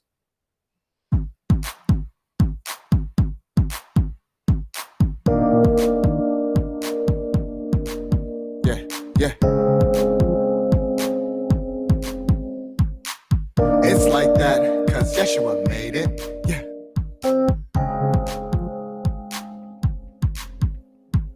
I know a place that we both should go to. I know a place that we both should roll through. I know a place that we both should go to. I know a place that we both should roll through. Why don't you come and kick it with me, babe? Why don't you come and kick it with me? I was saying, why don't you come and kick it with me, babe? Why don't you come and kick it with me? Yeah, I think you should come and kick it with me. Come and kick it. I think you should come and kick it with me. Come and kick it, babe. I think you should come and kick it with me. Come and kick it. I think you should come and kick it with me. Come and kick it. Tell me, who's that dude coming out of the blue with a vibe so fly like the one you're into too? Explain one thing, you know I live out my dream. How come you still ain't down with team, huh? I just don't get it. Shrug my shoulders like, oh well with it. Finna hit the club, receive love when I'm in it. When I hit the floor, better show me some more. Oh hey, I'm too nice. She never seen a smile that's this size. Hips in her eyes got me hypnotized. Hot in a spot for the temperature rise. Up, yeah, yeah. Gotta get it now. Eyes on me with the people around. High five since the evil left town. Blessed vibes at the sound. Yeah, I know a place that we both should go to.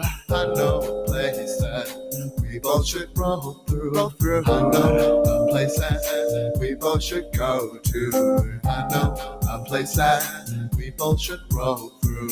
Why don't you come and kick it with me, babe? Why don't you come and kick it with me? Why don't you come and kick it with me, babe? Why don't you come and kick it with me? I think you should come and kick it with me. Come and kick it, babe. I think you should come and kick it with me. Come and kick it, babe. I think you should come and kick it with me. Come and kick it.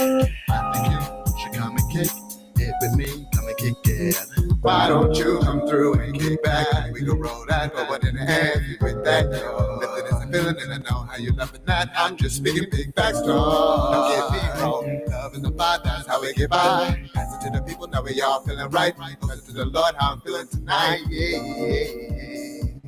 Closer to my dreams, how it all seems. Give me all my dreams, but not blessings. If baby go down, she can fly with the team. But I'm not Charlie, camera mode. When I'm performing after the show, we both can party. I know a spot that's not too far. We both should go to. I know a place that we both should roll through. I know a place that we both should go to. I know a place that we both should roll through. Why don't you come and kick it with me? Why don't you come and kick it with me? Why don't you come and kick it with me, babe? Why don't you come and kick it with me? I think you should come and kick it with me. Come and kick it. I think you should come and kick it with me. Come and kick it, babe. I think you should come and kick it with me. Come and kick it. I think you should come and kick it with me. Come and kick it. God bless.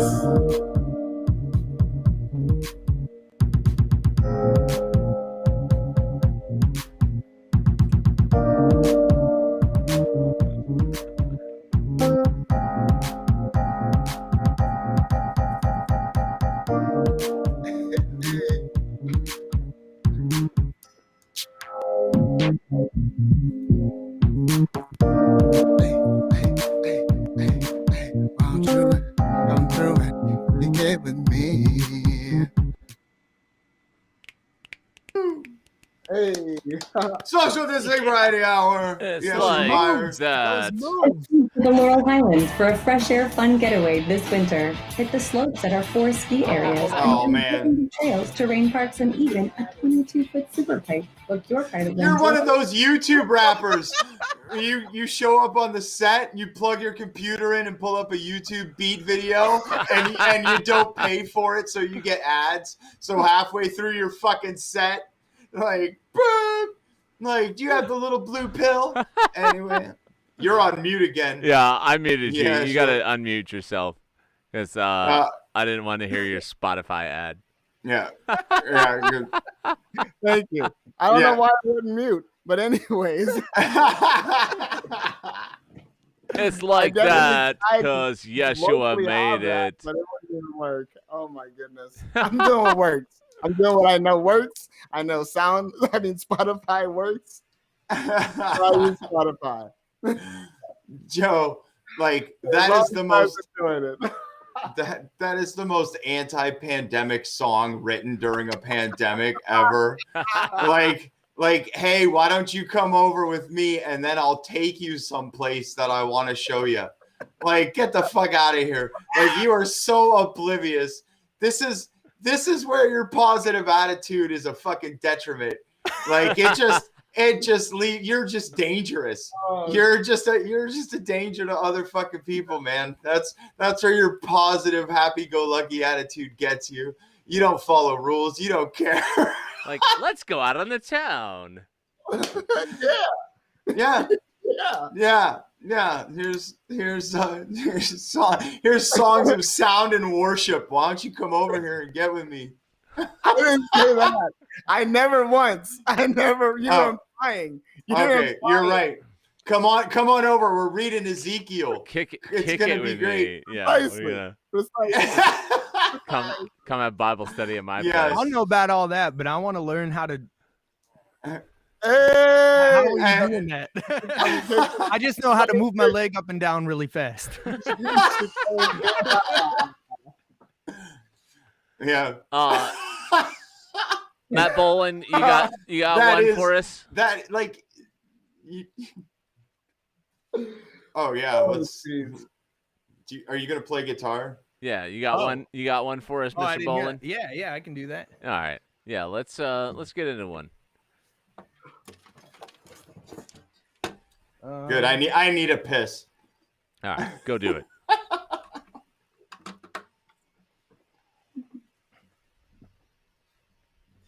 All right. So you're just gonna have to tell me how loud or soft the guitar is.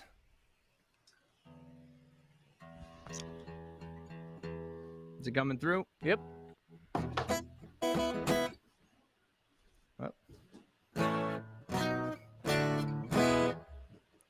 Is that sounding good? Yeah. All right. So I had no idea what I was gonna play. Like I tried to go through a bunch of stuff, but I think I'm gonna do this one because I kind of wanted to do, I don't know, a little more serious stuff. Everyone knows that stuff, you know, like so I wrote this one a few years ago. I don't know if you guys remember. There was, I think, like a 12-year-old who shot an 18-year-old over a bike on the east side. I remember it happening. Yeah, I do remember that. But I wrote this right after that. It's called Gangs, Thugs, Liquor, and Drugs. You're not going to be able to see the guitar. Limited space here. But oh, all right. I remember it now.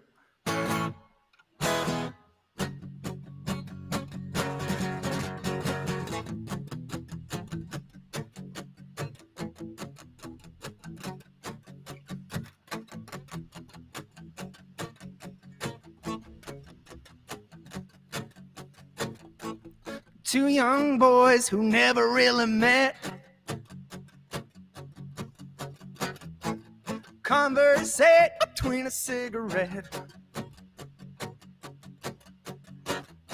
They had their whole lives in their hands, Had no idea that they were never friends. Friends, because gangs and thugs, liquor and drugs, mothers crying over lost sons. When the shots fired, when's enough enough? Gangs and thugs, liquor and drugs.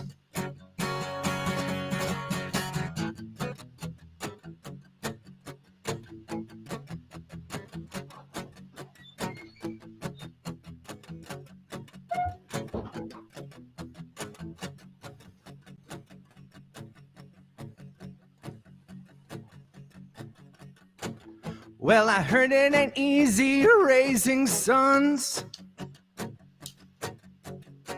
but I've learned it takes a man to make a man of one, or a strong woman. Two young boys doing the best they can, the only way they know how to be a man, the man, because gangs and thugs, liquor and drugs, mothers crying over lost sons. When the shots fired, when's enough enough? Gangs and thugs, liquor and drugs.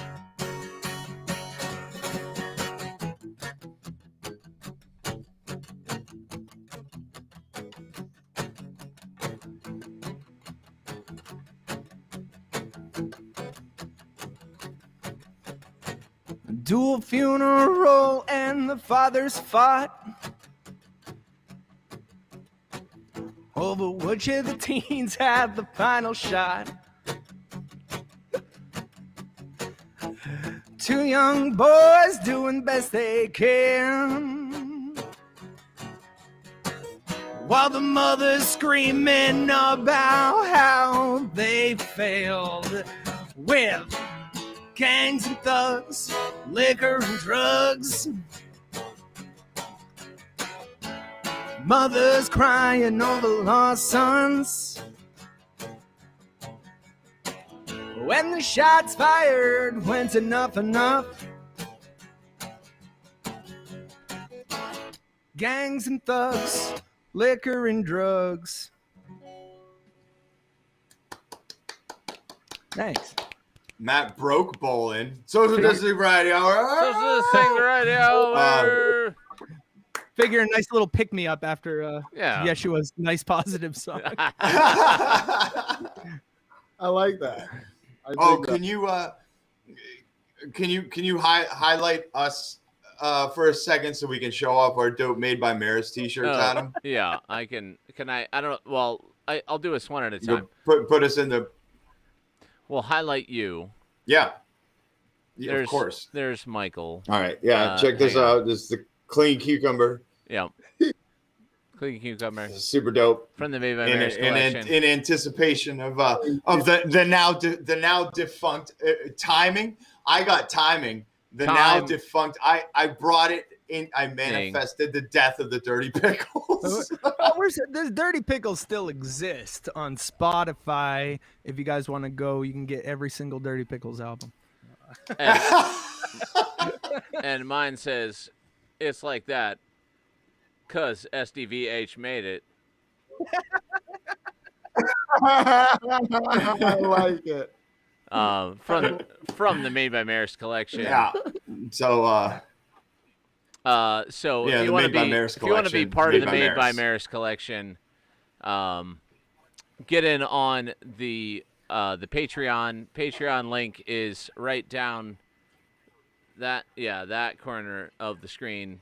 Patreon.com/SDVH. Avail yourself of that. Be a part of it.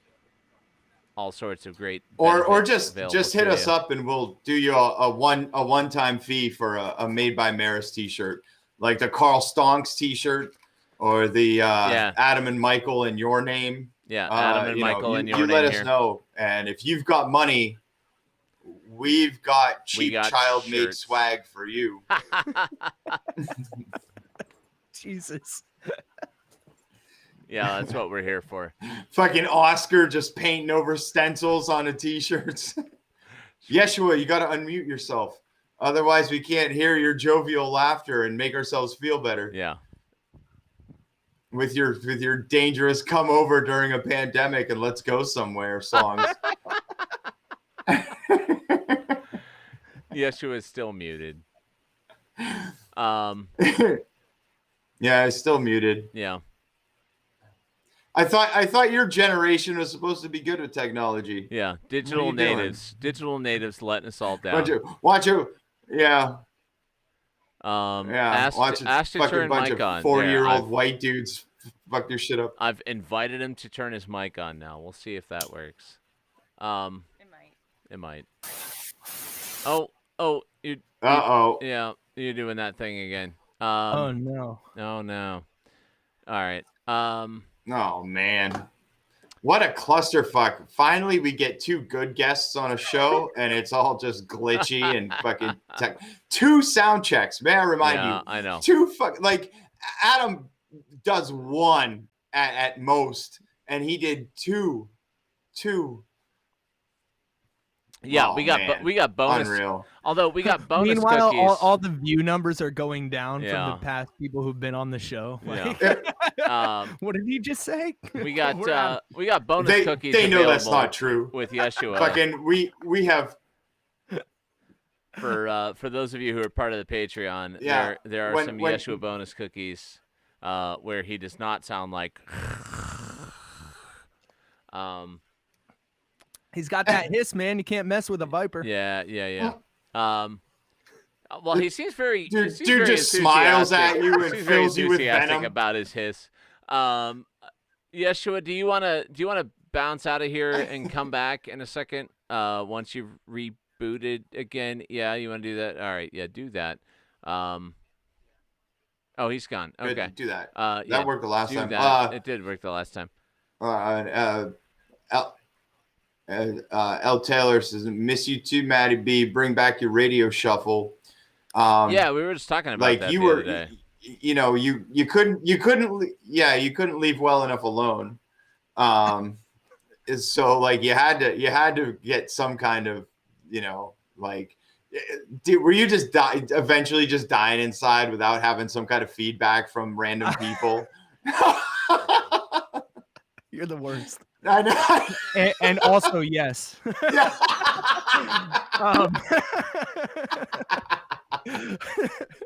No, the truth is though, like, yeah, of course. I mean, this is what I do. But I hated doing the live streams. I did a couple of them, and like it was cool, but I couldn't do it every week. Like, yeah. my whole thing with playing music is like, I'm live. You know what I mean? I'm not a recording artist. Have you heard me sing? Like, that's not what I do. But like, I play because I like the energy of people and like the atmosphere and the loud amps and stuff. And just playing in my living room and asking for tips, it just wasn't. You know what I mean? Like, I didn't feel it. I felt like I was ripping people off because I wasn't into it. So I was like, well, there's got to be something I can do that'll be worth my time. But also, when I came up with the idea of like, okay, I kind of wanted to do a radio show for a long time. But then I thought, well, wait, I could do this and like keep promoting all the other local stuff going on. That way, when the pandemic's done, if I can get enough people watching this, then people know exactly who to go see and check out. And maybe it's because they heard it at this. And it was just like the best, I don't know, the best of the situation. I want to do it again, but honestly, the whole reason why I haven't done it is I ran out of content. I begged everyone every week, like, send me stuff. It doesn't matter if you've been on the show before or not. Like, well, I'm not people stopped sending us stuff on this show.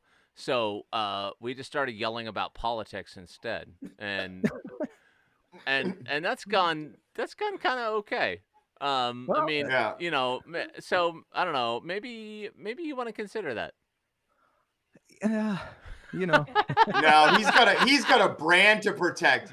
Yeah. He's got a bunch of fucking idiots with tattoos of a pickle on their arm that he's got to defend. He can't start spouting off opinions about things. Come on. All right. False. But no, I figure if I'm gonna do something, there's enough people like you, Mike, handling that stuff. I want to, you know, like, look, we're all into that right now.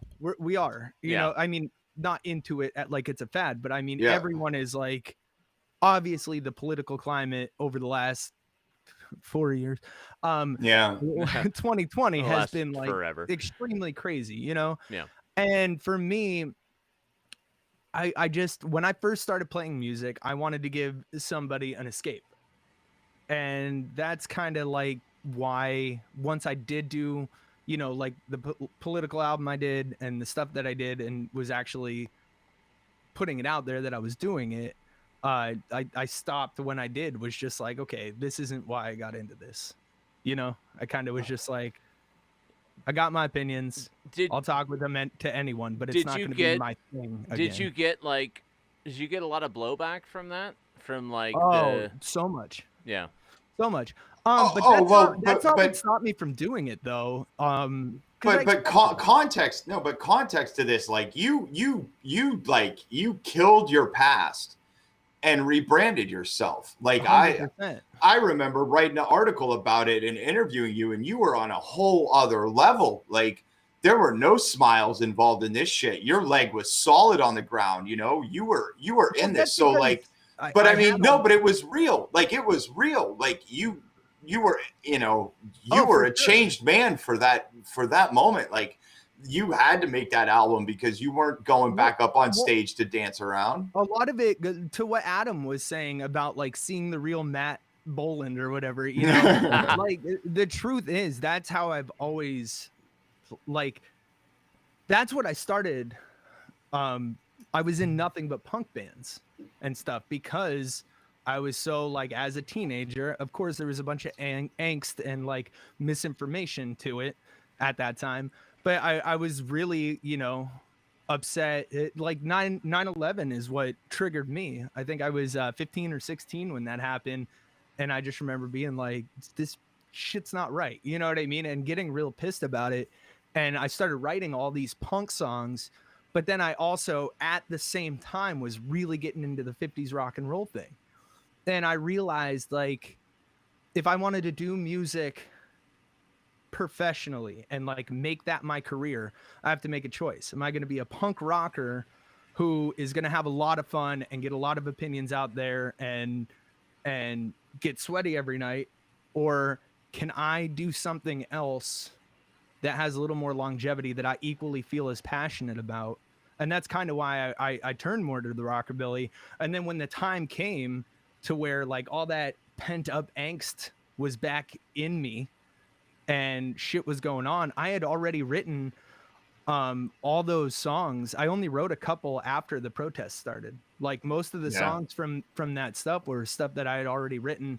And it was crazy because our debut show was October 13th, I think, as the Broke Boland and the Dirty Pickles. Just Broke Boland. We were called. Yeah, it was just Broke Boland. And thank you.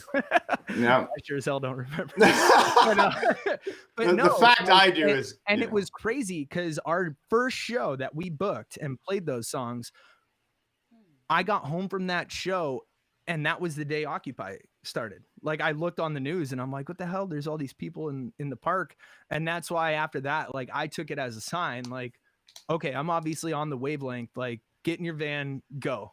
You know, just go to these protests, see what's going on. Play your songs if people want to hear them, and just be part of it, you know. Well, and I mean, at the time, you got yourself arrested, and I didn't get myself arrested.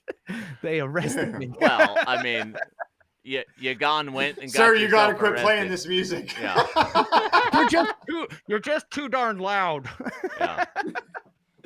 No, but seriously, that like that whole story was crazy because I didn't even do anything. You know what I mean? Like I Right. was there to just kind of observe and take more in, like then I just was feeling it, and Yeah. like observing and watching and trying to document it as much as possible and doing like Facebook Live stuff. And yeah, I did end up getting arrested, which was a crazy story because we got surrounded and kenneled in this. There was like 2,000 of us, and they kenneled the first 40 of us and circled us with these little cops on what do you call them? Mopeds, and they told us to leave. And whenever we'd go to leave the circle, they'd push us back in. I literally walked up to a cop with a guitar strapped around me and my hands up going, "Sir, I just want to go." And he goes, "It's too late for that," and cuffs me and throws me in a wagon.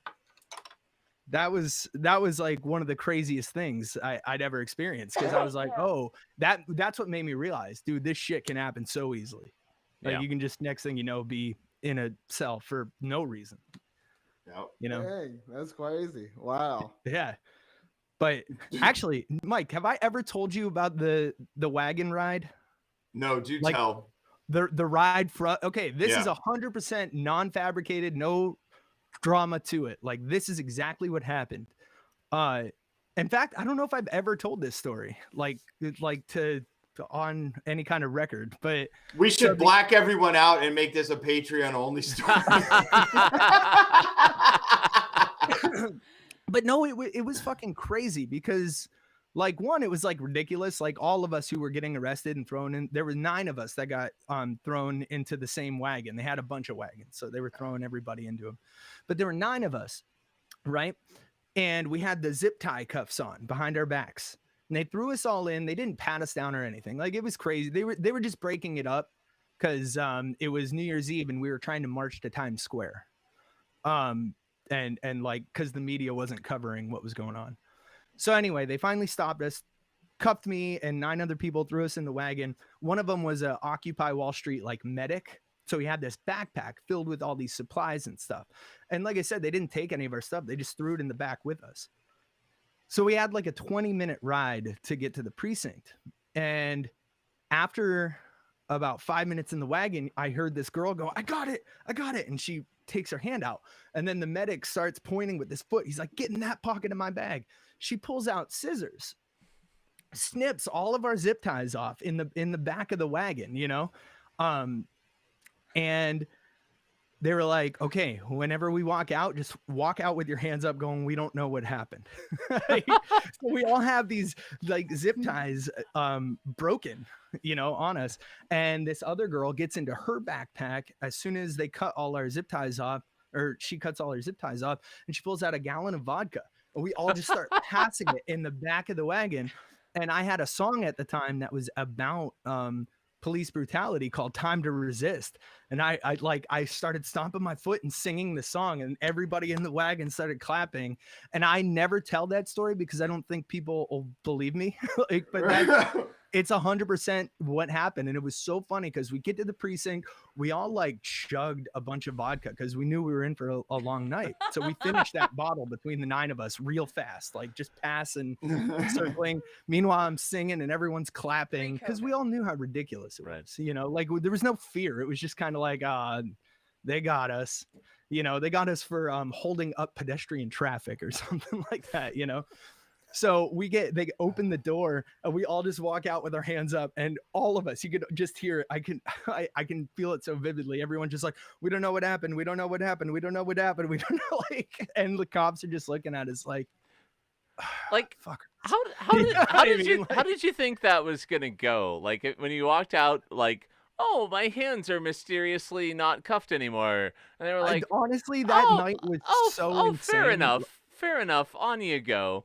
Like, they didn't do anything about it. They just kind of shook their head and they were like, "Get in there." You know what I mean? Like, you kids.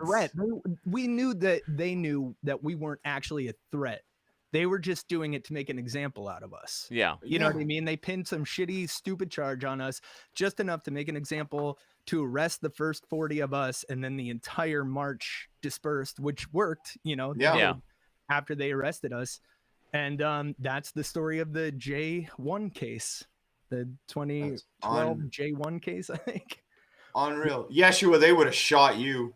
For real. That's why I'm like, wow. Yeah, I know. How did you walk away? Yeah, how did you walk away? Like taking your cuffs off and getting drunk in the wagon. No, dude, that would not have went that way. Taking your cuffs off and getting drunk, that's some white boy shit right there. There was a lawyer in the bunch of us that got arrested and hung out in the cell with us the whole night and was like, don't worry, guys, we're good. And then you're back there we were stomping good. and singing. Yeah, right. Starting a riot back there. Yeah, oh my goodness. Right? Stomping and singing. Oh, boop, boop, boop, boop, boop. Done.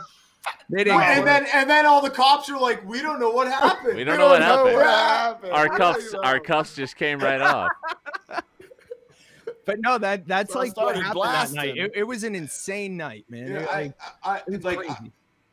I know just that, like, that shit when that happened, like, there's two things that I really vividly personally learned from the Occupy, and one was just how quickly they will fucking take people out and just end something that gets in the way of American oligarchy, give it a name, whatever. Like, whenever somebody, like whenever they try to, help anybody do anything that isn't shitty, like, boom.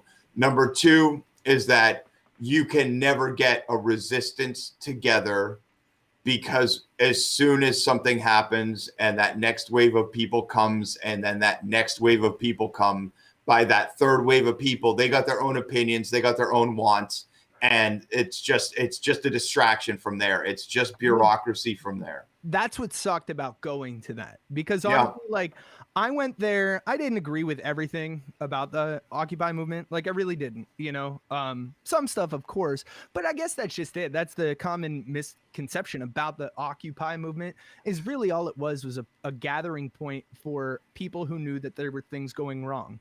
And there was a shitload of things going wrong, like shitloads of them.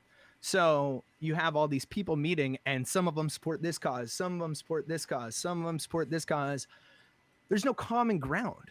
Oh. You know what I mean? And going to that, it was a bummer, because even in Zuccotti Park in New York, you could see the people who cared and that were talking and intellectual. And like, I had amazing late night conversations with people that were really there to be open-minded and come up with some kind of solution. But then you also had, the hippies. Fucking hippies. I'll say it. Fucking yeah. Hippies, and they fucked it up, man. They were the ones that were on TV. They were the ones that were just there, and I joke when I say hippies, but you know what I mean? You had people who were there for the party, and it fucked up any kind of agenda or because there was a cool thing forming, but it didn't have enough time to connect yet. There were amazing people there, though. The manufactured consent of finding those people to interview on the nightly news and show the rest of America that these are the people that are here, not the serious people, not the people that know about the economic disparity and can talk about be on TV. Yeah, exactly. Exactly. Like they were hiding when the cameras came around. It's the people with the people with the Viking horns and the fur vests. Whatever the equivalent of the. They were the ones that were on TV. Yeah, whatever the equivalent at the time was, they were the ones who were on TV. And and get this side story to my night in jail. It was really just the tank. It wasn't like anything crazy. I was in there for 9 hours, I think. 9, yeah. There was this kid that was just walking home who was 15 or 14, I think. Just a kid walking home in Manhattan who got caught up in all this and was in the cell with us all night. I'm like, how fucking stupid. Yeah.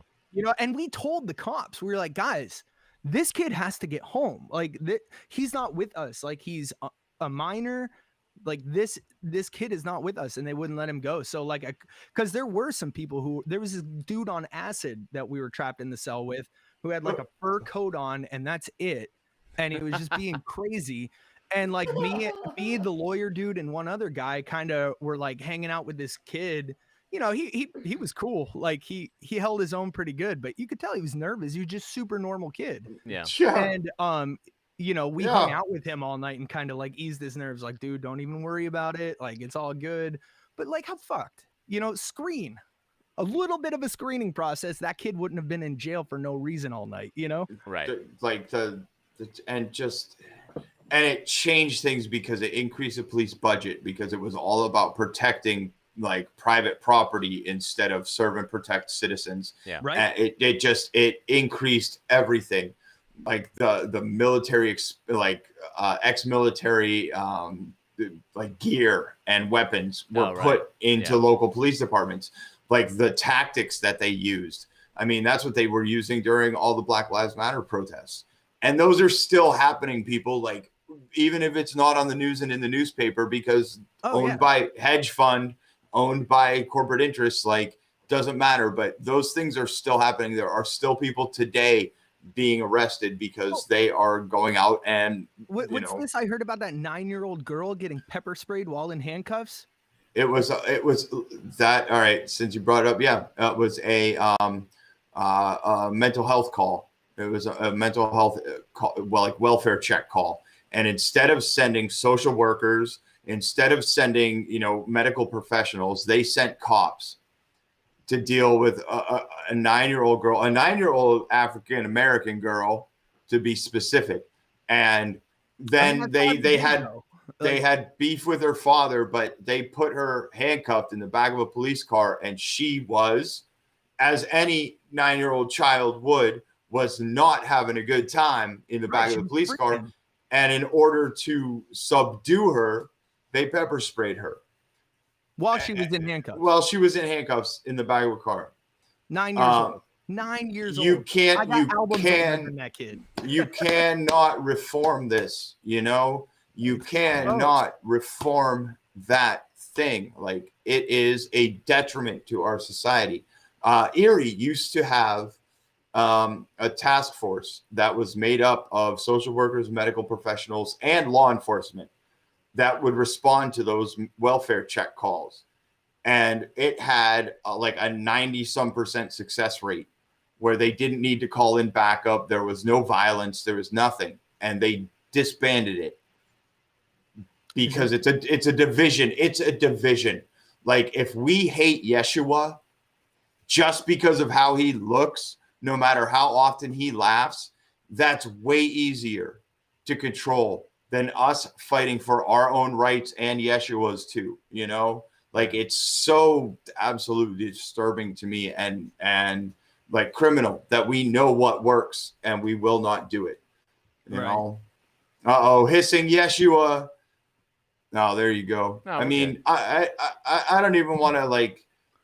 We don't have to like crazy get into this. I just have you not seen the show over the last few months? This is what we're here for. This is like Michael gets drunk and yells about injustice. Yeah. As a middle-aged white dude, like, I just buckets of privilege over YouTube. Just let's go. Let's go. But you're right, though. You're right about the points that you're making, though. I didn't even hear about this 9-year-old girl. It was in Rochester, right? It wasn't even that far away. Yeah.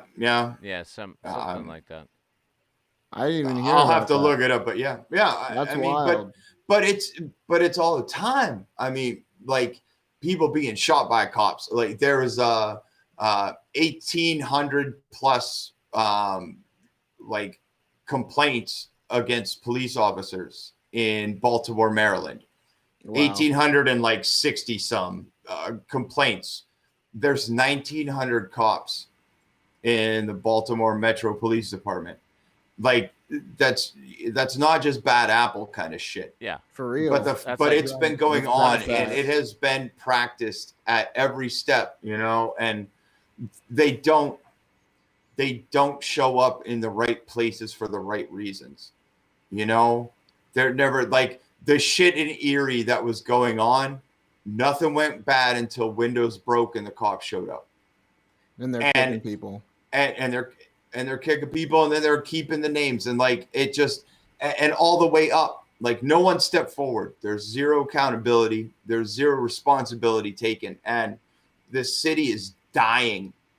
You know, I mean, how many haunts, like how many personal places that each of us go to, we can't go to now, either because it's closed forever or it's closed now. Like how many friends in the service industry that are scraping by at this point, you know?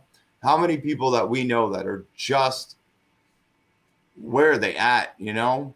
Yeah. It's just nothing gets done about it. And, you know, and that side of it, that repressive side of it, it just practices and like calculates and programs itself to keep it going like this.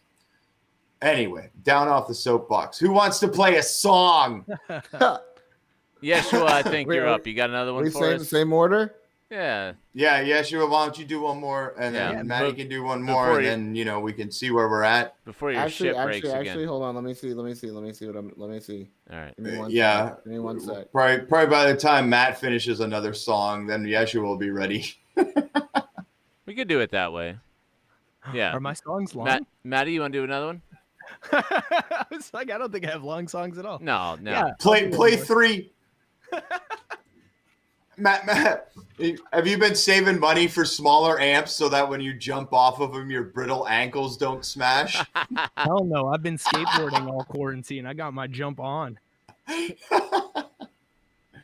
I busted my knee pretty hard, though. I was limping for about 6 months. Man, there's just, you've got 2 years left, Matt. Like, seriously, honestly, like, no, but I mean, that's what, like, I've lived like a way more abject lifestyle than you have. And when I hit 37, it was done. Like the hangovers were rougher, like the recovery times from anything. Like I slept wrong. And that's why I started skateboarding again this year. Was because I knew like this was it. You know, I love skateboarding as much as I love music. And the only reason why I stopped skateboarding was because if I broke my wrist or my finger, I couldn't play music. Yeah. So I wasn't playing music anyway this summer. So I was like, well, fuck it. If I get hurt, you know, like, now's the time. That's how I looked at it. So yeah, we'll see, man. Is this coming through? Yeah. Give me just a touch more guitar, but yes. Good. Yep. All right, now I got to think of what to play.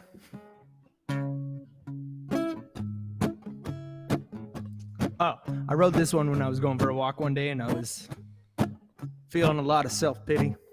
It's called Kicking Stones. I'm kicking stones because I'm dragging my feet. My soul is worn from the cracked concrete, and I'm digesting the last piece of my mind, and I'll be kicking stones till the day I die. Well, I'm one half smile and I'm one half frown. Where will I turn up if I keep looking down, heel to toe? These streets will be my crest, and I'll be kicking stones until my feet rest. Well, life has highs and lows, and pain just comes and goes. Every single one of us has got a scar to show. Dreams are for the sleeping, and the truth is hard to know. I'll just keep on walking until my shadows go, kicking stones. Just kicking stones. As the last star shines on its twilight throne, I'll dry my eyes as the blackbird crows. Oh, nighttime slips into a hole, and I will rest beneath my final stone.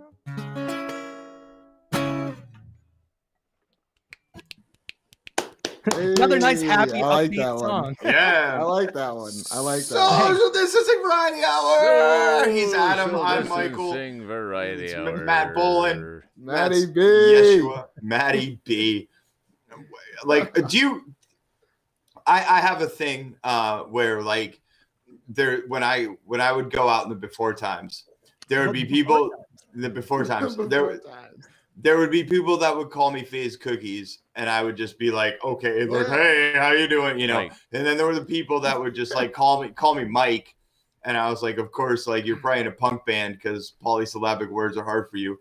And then there were the people that called me Michael, and like those people like I would stop and talk to. But like, does it get annoying as fuck just like having to turn around? I speaking of C Brown, like I saw C Brown at my place of employment today, and you know we had a nice conversation and whatever. And then as he was leaving, the next dude that came through was like, "Yo, C Brown," and he just had to like turn around and dap up some dude that was just like, you know, like I know you, but like, is there a certain place in your world where it's like, you know, when they're like, "Hey, Matty B," where you're just like, "Get the fuck out! I'm just trying to get a coffee," you know, like I don't want that. See, here's my problem with that, with people who have issues with that. Like, yeah, sometimes you're not in the mood. I get it. But you know what? I have a .com. I signed up for this job. For real. Come, everybody. If you feel that way, tell me. If I can't be like, hey, you owe me a hug. Tell me you owe me 17 years. Like, this is all my fault. Why would I get pissed at anybody? For real, you can't. I'll be pissed when they stop coming up to me. yes, for real, though. Oh my God! Checking out at the tops self checkout, and they come over to make sure you're ringing everything, and you grab your hat and go, all right. And they're like, "Sir, just take your groceries and go." Take it out of the bagging area, sir. Most embarrassing hat story I have. Yes. Yeah. Oh, so yes. I am front row at Junior's last laugh with Tom Green on stage, right? That is an embarrassing story. Front row at Tom Green. And he comes out and he starts saying hi to random people. And of course he's like, "Hey, how are you doing today? You look kind of cool." And I go like this. And he's like, "Not you, you fucker in the hat. The guy behind you is who I was talking to." He's like, "Oh, I just wanted to be cool and tip my hat." He's like, "Congratulations." All night, dude. I got it all night from Tom Green. Like, I was like sinking. Like, part of me was like, "This is awesome. Tom Green's making fun of me." But the other part's like, "Shit, everyone here knows I'm Matty B," and everyone is like, like, "Oh, dude, Tom Green served Matty B all night," and it sucked. But then I got to do a shot with him and bullshit with him after, and he was cool. But dude, that sucked because I was just like, I thought for sure he was talking to me, and I'm just like. And he was like, "Not you, you fucking idiot." Like, oh, God damn it. Wow. The worst. Yeah, I mean, you bring it on yourself, but at the same time, man, geez. Like to have to switch it on. Like when people are like, "I've heard this song, you should play it on your show." It's like, yeah, okay. So Tapper, I noticed I didn't. Oh, thanks. I noticed that he said something earlier. He asked me if my persona, something about my persona. Where is it? Oh yeah. Did your persona shape who you are? I don't know if it did, because like the truth is I was always really loud, really obnoxious, like tons of energy growing up. I got made fun of and picked on all the time because of it. I think I just kind of captured it with the persona. And then, if anything, being able to have that persona all the time allowed me to tame that stuff down in my off time. You know what I mean? Yeah. So maybe If anything, it was good though that it helped shape me because I would just be Well, I mean, is it like in some intolerable. way is it hard to remember a time before you were Maddie B? Not really, because I have really amazing friends and family who've always helped keep me grounded. Like, you know what I mean? Like, I've always been Maddie B, even before Maddie B was a thing. Right. But like, in my like mid 20s, I got like caught up in being a rock star or whatever, you know, Erie famous, whatever we call it. And you know, I was a little out of control, but I got called out on it because of the awesome people I have in my life. And they were like, dude, Matt, what the fuck are you doing? And I'm just like, oh, you're right. I'm a fucking asshole. Like, Yeah. you know what I mean? And, you know, it helped reel it in a lot. But it's also hard when, you know, you're 20, 21 years old and all of a sudden you have all this attention that, one, you never had before, and two, you always wanted. And three, you just are allowed to start drinking. You know, like that's a trifecta of problems. Yeah. You know, and that's what happened when I was younger. And you know, again, thanks to the amazing people in my life, like I was able to, you know, I'm still obnoxious. I'm still kind of a dick, but I was able to like at least ground myself enough to be able to say that about myself, but I mean, like your longevity itself, like think about all the people that came up with you and around you and all the big bands that there were in town at certain points, just even over the last 10 years. Yeah. And like, there are some dudes living under bridges in Cleveland, you know, like there are people that will never play music again. Yeah. You know, there are people that are just straight 9 to 5 and like, I mean, this is all I know. Like I will never do anything. I mean, no matter what else I do in my life, I will always be on stage on a weekend. Like you know what I mean? Like I love playing music. I love it. Sometimes I love it for other people, you know, and the acknowledgement. Sometimes I love it because of what I need to get out of getting on that stage and doing it. Sometimes I love it financially. Sometimes I love running sound and helping put on a show. Like I love every aspect of this, and it's the only way you can last as long as I have, because like there have been times where I've been sleeping under a bridge in Cleveland, but still playing and headlining the show that night. You know what I mean? Like you have to have that kind of love. It's the only way to succeed in doing this, is to just never stop, no matter how shitty things get, you know? And it's just like, and you have to love every aspect. That's why I host open mic sometimes. That's why I'll do a radio show. That's why I'll have people in my recording studio. Like you have to get involved into every aspect of it to keep the motivation going, because sometimes you're not always motivated by the fact that you have a bunch of momentum going behind your band and people are like all up on your band, because that shit goes away. Yeah. And that's when you have to take a step back and go, okay, well, what else can I do to keep me occupied and still keep me in the game? You know what I mean? Instead of just fall off and be like, well, okay, that was a fun run. You know, like you always got to keep progressing and reinventing and sometimes taking a behind the scenes position, but you always have to be in the game. Yep. Make sure you check out Matt and the Pickles. Maddie, the reinvention. It's the same exact thing. It's just a new name so we can get more money from casinos and shit like that. Yeah.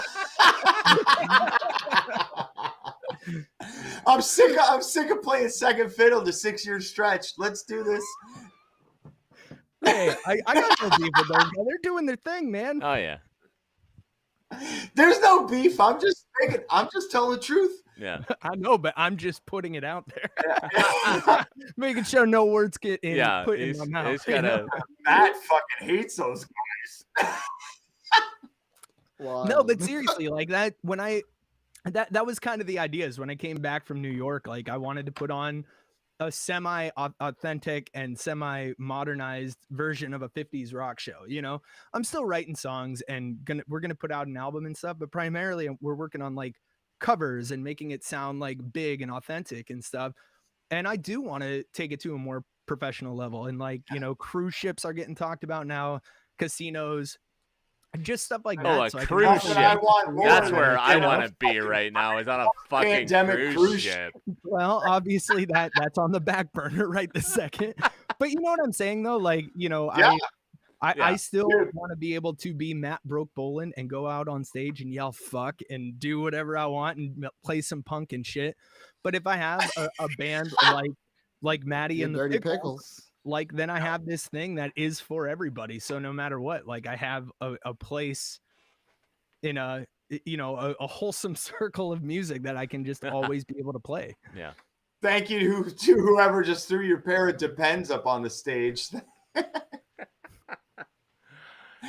I got no problem with it, man. You should see. Yeah. I actually did a whole nursing home tour and it was fantastic. I bet it was. Some of my best memories. You know, the Pickles were the, some of their best memories they've already forgotten. Michael, you are the worst. Oh. Well, you know, one time the Dirty Pickles back in like 2008 or 9, Grandview Elementary had Manners Matters with Maddie B and the Dirty Pickles. And all year long, all the teachers, this is a real thing. I actually have this whole stack. All the teachers had these little pickle cards that said they were like a manners point. And anytime a kid had good manners throughout the entire school year, kindergarten through 5th, they got a manners point. And then we played a huge concert to K through 5th grade at the very end of the year. And the kid with the most manners points got a Maddie B and the Dirty Pickle CD, a t-shirt, and like autographs and stuff. And they all gave me, man, I got it like close by too. They gave me this like big bag of all these kids made these like homemade cards and stuff, like thank you letters and stuff. It was twisted. That's awesome. But That's I always so want to be cool. able to still do that too. You know what I mean? Like, because I think that's important. Like, it's important to be able to hit Matt everybody. Boland, the goofus and gallant of the area music scene. There's some kid that's an accountant now that just listens to terrible fucking post punk because he got a Matty B t-shirt and CD when he was in 5th grade. That's pretty lit. That's pretty lit. I'm behind that. Yeah. I think that's pretty hype. Yeah, Yeshuwa, I think you found your new calling in life. Yeah, you're Matty B's hype man. You're his Flava Flav. No, but I will say I have been working. Be hype. The one thing I have been doing this whole pandemic is like really, I've actually been doing like a ton of hip hop beats and like really experimenting with like surf rock and hip hop beats. Yeah, sure. You're more than welcome to hit me up anytime and come in the studio and just kick it. And That'd be hype. Something That cool would happens. definitely be hype. I'm all about that. We got a vibe. Definitely got a vibe. About that. All right, Yeah, man. I want to hear Let's it. do it. Yeshuwa, do you think you can? You got think one you more can for play us? music? Yeah, I did stuff. All right. As long as you guys can hear it, then we're in. You guys, as long as give me thumbs up if you can hear it, and we're going. We're golden. Hey! All right, here we go. This one is Table Vibes. I guess it kind of goes along the same kind of vibe as the last one, kind of. Come and kick it with me for the Table Vibes. Yeah, it's like that because Yeshuwa made it.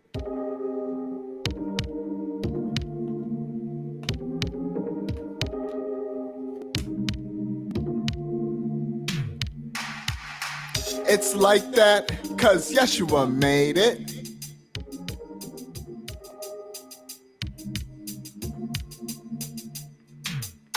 See me do it big because I'm a mogul. Before it was social. Unique, she like how I think. I like how I'm in her mind from a song that I've analyzed, a line that I wrote and then spoke. I write the beat with syllables and flows that don't know where a limit goes. Used to be depressed, but now my blessings flow. Straight ahead, I'm down in any situation I'm in. Wisdom built over time from finishing assignments. Flick dashes in the passing of the minutes. It's like fashion, the higher is your spirit. Coming out of the blue. Only see either if you're really in tune. to the frequency where it needs to be. High.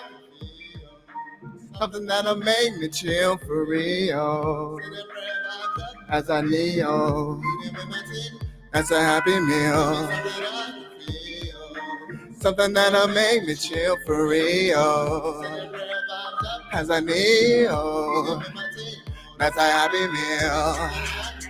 Yeah, yeah.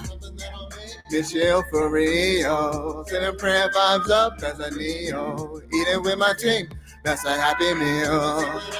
Feel. Yeah, yeah. Vibes up as I kneel. Eating with my team, that's a happy meal. That I'm eating. Pray the Lord bless this cup that I'm drinking. Pray the Lord keep me afloat 3 hours again. Pray the Lord keep me woke 3 hours seeing. Dreaming of my whole team, taking home the trophy, cause that's where we supposed to be, and I think I'm posting. Celebrations and a toasting, yeah. You didn't get alive, but it's funny you wanna ride with us. Only everyone's died with us, wasn't not a kind with us. Everybody used to us, only come around the table, but we know that you the newest. Something that'll make me chill for real. As I kneel, that's a happy meal. Something that'll make me chill for real. As I kneel, that's a happy meal. Something that'll make me chill for real. For real. That's a happy meal. That's a happy meal. For real. That's a meal. Hey, make your vibe. Vibe with it. Hey. I'm so glad you came. So glad you came. Here to stay. Hope you're here to stay. We just praise the name, praise the name, praise the name. We just glad you came, glad you came. We here today. Praise the name. Glad you came, we just glad you came. Hope you're here to stay. Give me something I can feel, something that'll make me chill for real. As I kneel, eating with my team, that's a happy meal. I can feel something that'll make me chill for real. As I kneel, eating with my team, that's a happy meal. Something that'll make me chill for real. Send a prayer vibes. Eating with my team, that's a happy meal. Something that'll make me chill for real. Sending prayer vibes up as I kneel. Eating with my team, that's a happy meal. Yeah, that's what I got for you. Table vibes. I love it. Yeah, that was Eating fantastic, with my team, man. that's a happy meal. Dude, you had Hulk Hogan and Andre the Giant like Yeah. Hey, they were bobbing. Social you should make a distancing TikTok dance. variety hour. I saw everybody wants me to make a TikTok. You're like the third person like for this week that people want me to make a TikTok, and it's Sunday. Oh Yeah. Dang, dude, for real. I mean, everybody wants. I don't know about TikTok. I feel the same way about TikTok I feel about Vine. I feel like it's cool, but I thought it was going to be a shorter fad than it is. I mean, everyone's sticking to TikTok. It's definitely the new Vine. I mean, it is, but I'm seeing like people that I know getting like 10K followers on TikTok. I'm like, holy, like, yeah. That's so crazy, dude, it's definitely I'm like, I won't text you back right away, but you got 10,000 followers on TikTok. Woo! Crazy, crazy. Hey, they'll look back and be like, hey, Yeshuwa made it without a TikTok. Well, but like my man. Right, but for real, like this is something that's like in our chosen profession now, right? Like this is something that's like I won't be surprised if there's a Maddie and the Pickles TikTok dance coming out in the next 2 years, because that's where it's going. Right, right back in the schools. Right back in the schools. I thought about it because you got to think about it. Yeah, but man. I mean, it's all about exposure in a lot of ways, and it's like you got to go with the times. But at the same time, you want to keep your pride. Yeah. I don't know if that's the right word. But you know yeah, no. Matt Boland, that is definitely not the right word. Oh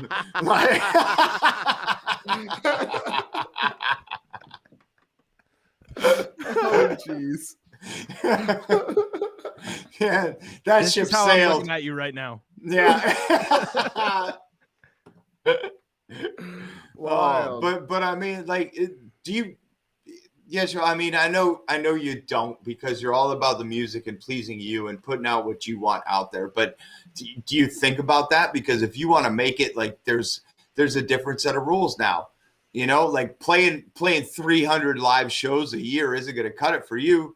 You need one hit that's going to get like 1 million fucking listens one time, you know?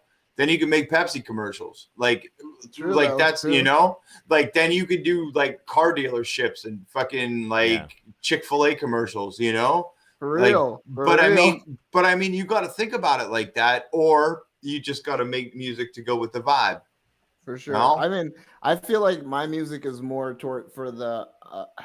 I feel like I have a message in my music, but I feel like I find a way to like sew it in, so it's like it's kind of buried, I guess. And like I don't know, there's multiple like meanings to separate like plenty of songs that I have, and I feel like I don't know, I just feel like there is those songs that you make for like the people, like I have like the next one I'm gonna do is kind of like an upbeat one that like people wanted me to do. They wanted more like I don't know, I guess more like Yeshuwa for the more club. mainstream hip hop type. I don't know, like floor bangers. Yeah, you people know? want to like people want like bangers and stuff. So so I have to find a way to keep the message that I want, and sometimes try to like get it so it's like, okay, I know that this is gonna reach it's real hard to translate "Baby Come Over to My House." I never said into a you know.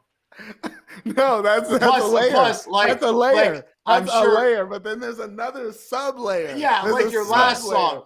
Like, I'll tell you what a happy meal is all about: feasting on vagina, whatever, you know? Like, come on. I see your layers. I see through you, Yeshuwa. Layers. No. Michael's getting smoky. Totally smoked. Smoked.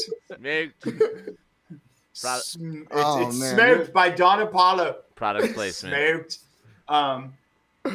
Well, but I mean, like, Matt, like, you've been at this game and you're already making concessions, and I mean they're wise choices, but like, you know, you're changing a name in order to do something bigger, you know? And I mean, I'm not dissing this. This is one time that I'm not talking down to you. The one like, time. I mean, but there are the one time. But like there are like logical concessions that must be made to be able to continue to do what you want to do.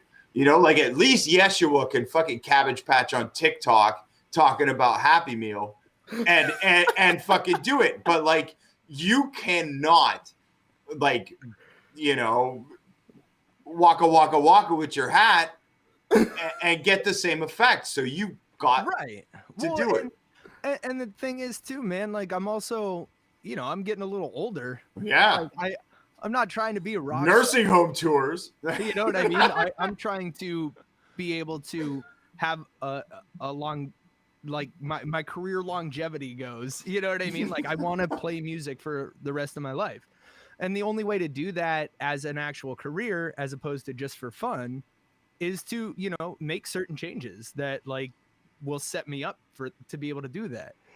Do you feel like they have to be changes though? Why is it? Yeah, they are. They're definitely changes, but they're on my accord. Account. You know what I mean? Yeah, Like yep. changes I want to make that I'm okay with.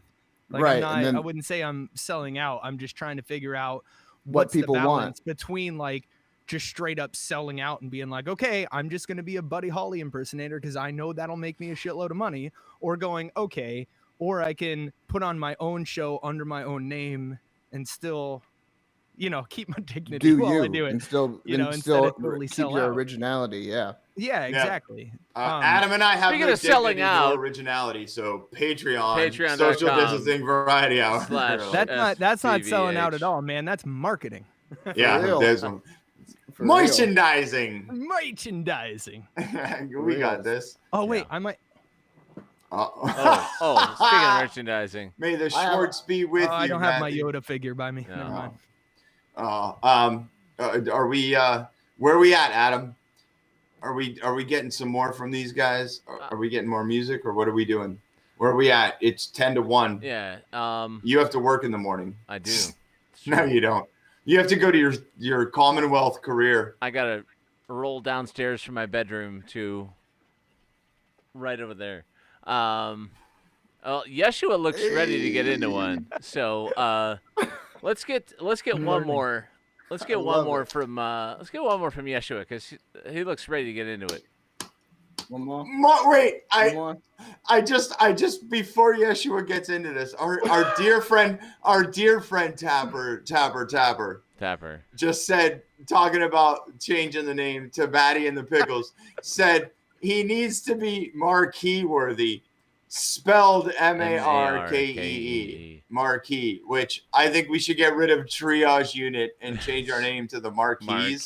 Marquee worthy, but spelled like that. Marquees, like it's a street name in a bad suburb. Welcome to Marquee or like it's Street. an old doo-wop band like the Barkays. Well, the other reason for changing from the Dirty Pickles to just the Pickles is that the Dirty Pickles were 4 guys: me, Benjamin, Dig It Dave, and Marquee G. Oh yeah. Yep. Shout out to it. Now Shout out to none of Marquee. those guys were in the band except for me. So now it's just the Pickles. Now it's the Dirty's been taken out. Yeah. Yep. Now it's an Marquee. 80-20 split instead of a 70-30. Marquee took it to Oregon with him. Oregon gets all the dirty, and we just get the pickles. Yeah. Yeshuwa, shout out to him though. Him, Tony, and Chris are head to hive. Head to hive out in Portland. Yeah, we played. Check it out. We played one of their videos on the show. Hive mentality. Back in the early days. In the early days of the post before times. They just got done shooting a new one. I don't think they released it yet, but it's coming. Just like me. Overdubs. Yeah, sure. You got one more for us? Overdubs. It's fun. That was a good segue. The video's dropping soon. Video coming soon. Oh, nice. For this track that I actually foreshadowed earlier. Do you have like 50 backup dancers? Did you get together with a whole bunch of people to shoot this video, Yeshuwa? So, Did you get a super spreader event? Not yet. No, I should have though. Actually, I do have something pretty crazy though for the video. I do have some pretty crazy footage for the video. But I legit am. I'm like about to like start like going on the hunt for some models for my merch though. That's the next part. That's the next step. Yeah. Yeah. Like look how hot this t-shirt looks on me. Like, could you imagine? Stellar. Could you imagine all of the young black youth that would buy the merchandise on this body? Clean cukes everywhere. Clean. That makes me, dude, that sounds worse than Dirty Pickles. Clean cukes. Clean cukes everywhere. Hey, you got that clean cuke? Oh, no doubt. No doubt.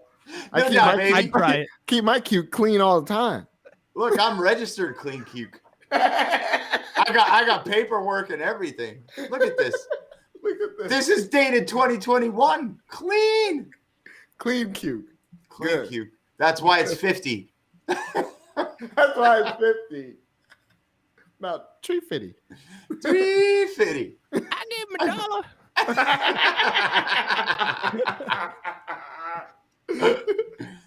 Oh no, Oh dude. man. No, too funny. All right. Crazy. You want to We're going in? try to you whenever you're ready.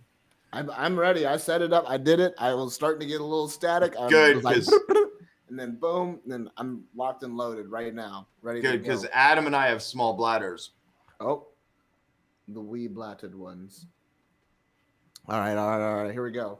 So this next one is Whip. This is off of Out of the Blue Signs, off of that double album, Out of the Blue Signs and Wonders. You can check those out on Spotify. You can also go to my website, check out my merch and stuff, YeshuaMadeIt.com or .net, whichever you're feeling. Also, video for this one dropping soon as I can get to it. Ha!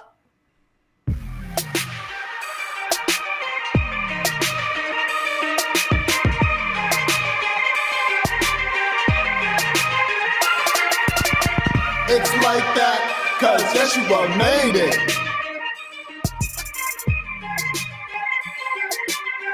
Yeah. Work in progress, I'm making this. Take my time, keep my focus in this moment. I'm visualizing what it is, what it means to me. It's hard to put in speech. It's a win. Work in progress, I'm making this. Take my time, keep my focus in this moment. I'm visualizing what it is, what it means to me. It's hard to put in speech. It's a win. Run the game, huddle, but I stay in lane. Moving fast, I can't hesitate. Work in progress, trust the process. Trust I'ma make a way. By any means, I'ma do just what I need. Good vibes, all I preach. Past the stars I'ma reach. Other people wanna, but it's only by myself I compete. Lone wolf, but the pack talk to me. Abandoned by my fam, man, lost by me. Adored by my friends, love their energy, that's real dealings. Hardly ever speak, but when I do it's big business. Big moves on my mind, one step at a time. Baby got a mean body, got you now my enemy. Sure she on my mind, shorty jog my memory. This early morning dream plotting, busy getting right, but why they busy getting rocking? Progress, I'm making this. Take my time, keep my focus in this moment. I'm visualizing what it is, what it means to me. It's hard to put in speech. It's a win. Work in progress, I'm making this. Take my time, keep my focus in this moment. I'm visualizing what it is, what it means to me. It's hard to put in speech. It's a win. Work in progress, yeah, I'm making this. Work in progress, yeah, I'm making. Work in progress, yeah, I'm making this. Yeah, I'm making this. Yeah, never take back my returns. I only take back my words. My old girl tripping, show as time turns. Break, scrapes, and burns. From mistakes, it's best you learn. Let put mine locked in the bag, secure. Destiny, my destination. Grind no day, success is patient. But until I mention, and I'm young forever. This moment never goes. Relax, I'm froze. Up until I get enough. Perpetually, though. Hey, oh. I get to mention that my team's around the table. No, we chosen just like Abel. We got guardians, they angels. Stop the pitch, you know the angle's right. Yeah. And you know my game type. Yeah. We can get a whip. Working progress, I'm making this. Take my time, keep my focus in this moment. I'm visualizing what it is, what it means to me. It's hard to put in speech. It's a whip. Working progress, I'm making this.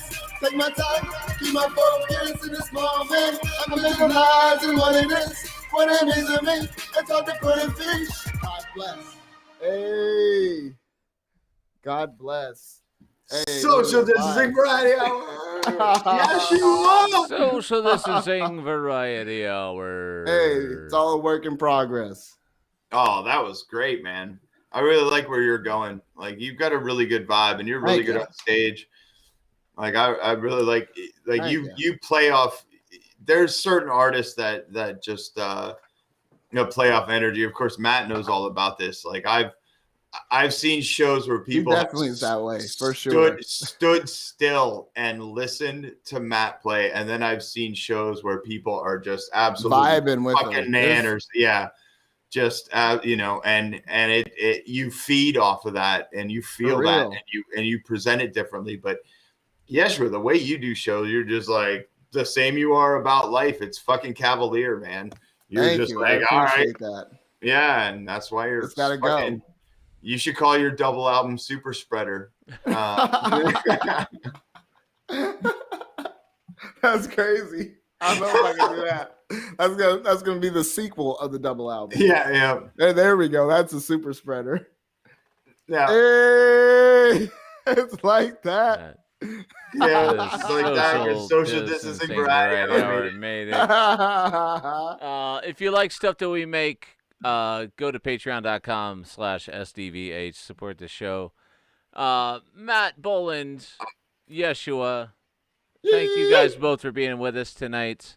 Michael, should we get into a little bit of music? Yeah, Yeshuwa, do you want? Yeah, well, we'll get some, but like Yeshuwa, do you want people to know you as Yeshuwa Myers, or do you want to go like straight Madonna Cher and just be Yeshuwa? So it's funny that you say that. If you type in Yeshuwa on like even on like it goes to God. It does, but there's another artist that owns Yeshuwa that is just Yeshuwa. Right. And so that's why I had to take my full name as Yeshuwa Myers, but I'm Yeshuwa though. But it's like, and I always thought like Yesh. That's what yeshmadeit.com works too. It'll take you to the same place. It'll take you to the same place. How many I hate YeshuaMyers.com. I need to secure that one. I need to secure that before that gets out. Crazy. Yeah, you guys have been super fun. Like, I appreciate your candor. It's been super hype. I appreciate you guys as artists, but like as human beings, none finer. Like, through all the rigmarole, like, you guys appreciate yourselves and your art and care about the people around you, and that makes you good human beings, and that's who we have on this show. So, Yeshuwa Myers, be on the lookout. Wait, for hasn't Chris Eric been on here? Yeah.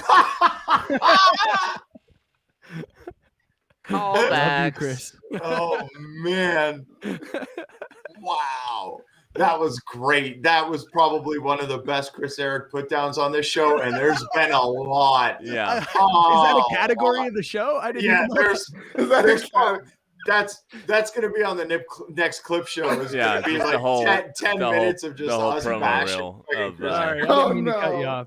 And I do love this. Yeah, just like he doesn't have the positive outlook and the fucking like disregard for human life that fucking Yeshuwa has. He's just a genuinely nice guy that lives within the angst. Like, and so he is. Yeah, so to take him out back and just beat him behind his own shed, he's cool. He understands. He knows. That's right. Oh man. No, dude. Oh, so good. But no, thank you both for coming on. You can come back anytime. Like, you're the absolute best. Thank you guys. Yeah, be on the lookout for Maddie and the Pickles, the clean version, and be on the lookout for Yeshuwa the Myers, and it'll be all good. Gentlemen, thank you so much. Appreciate you both.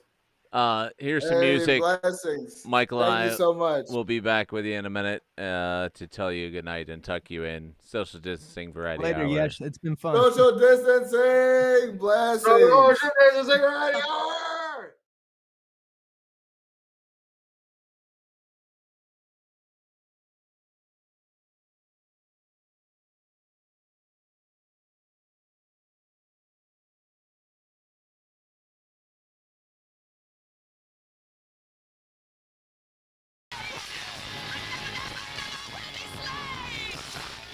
Basta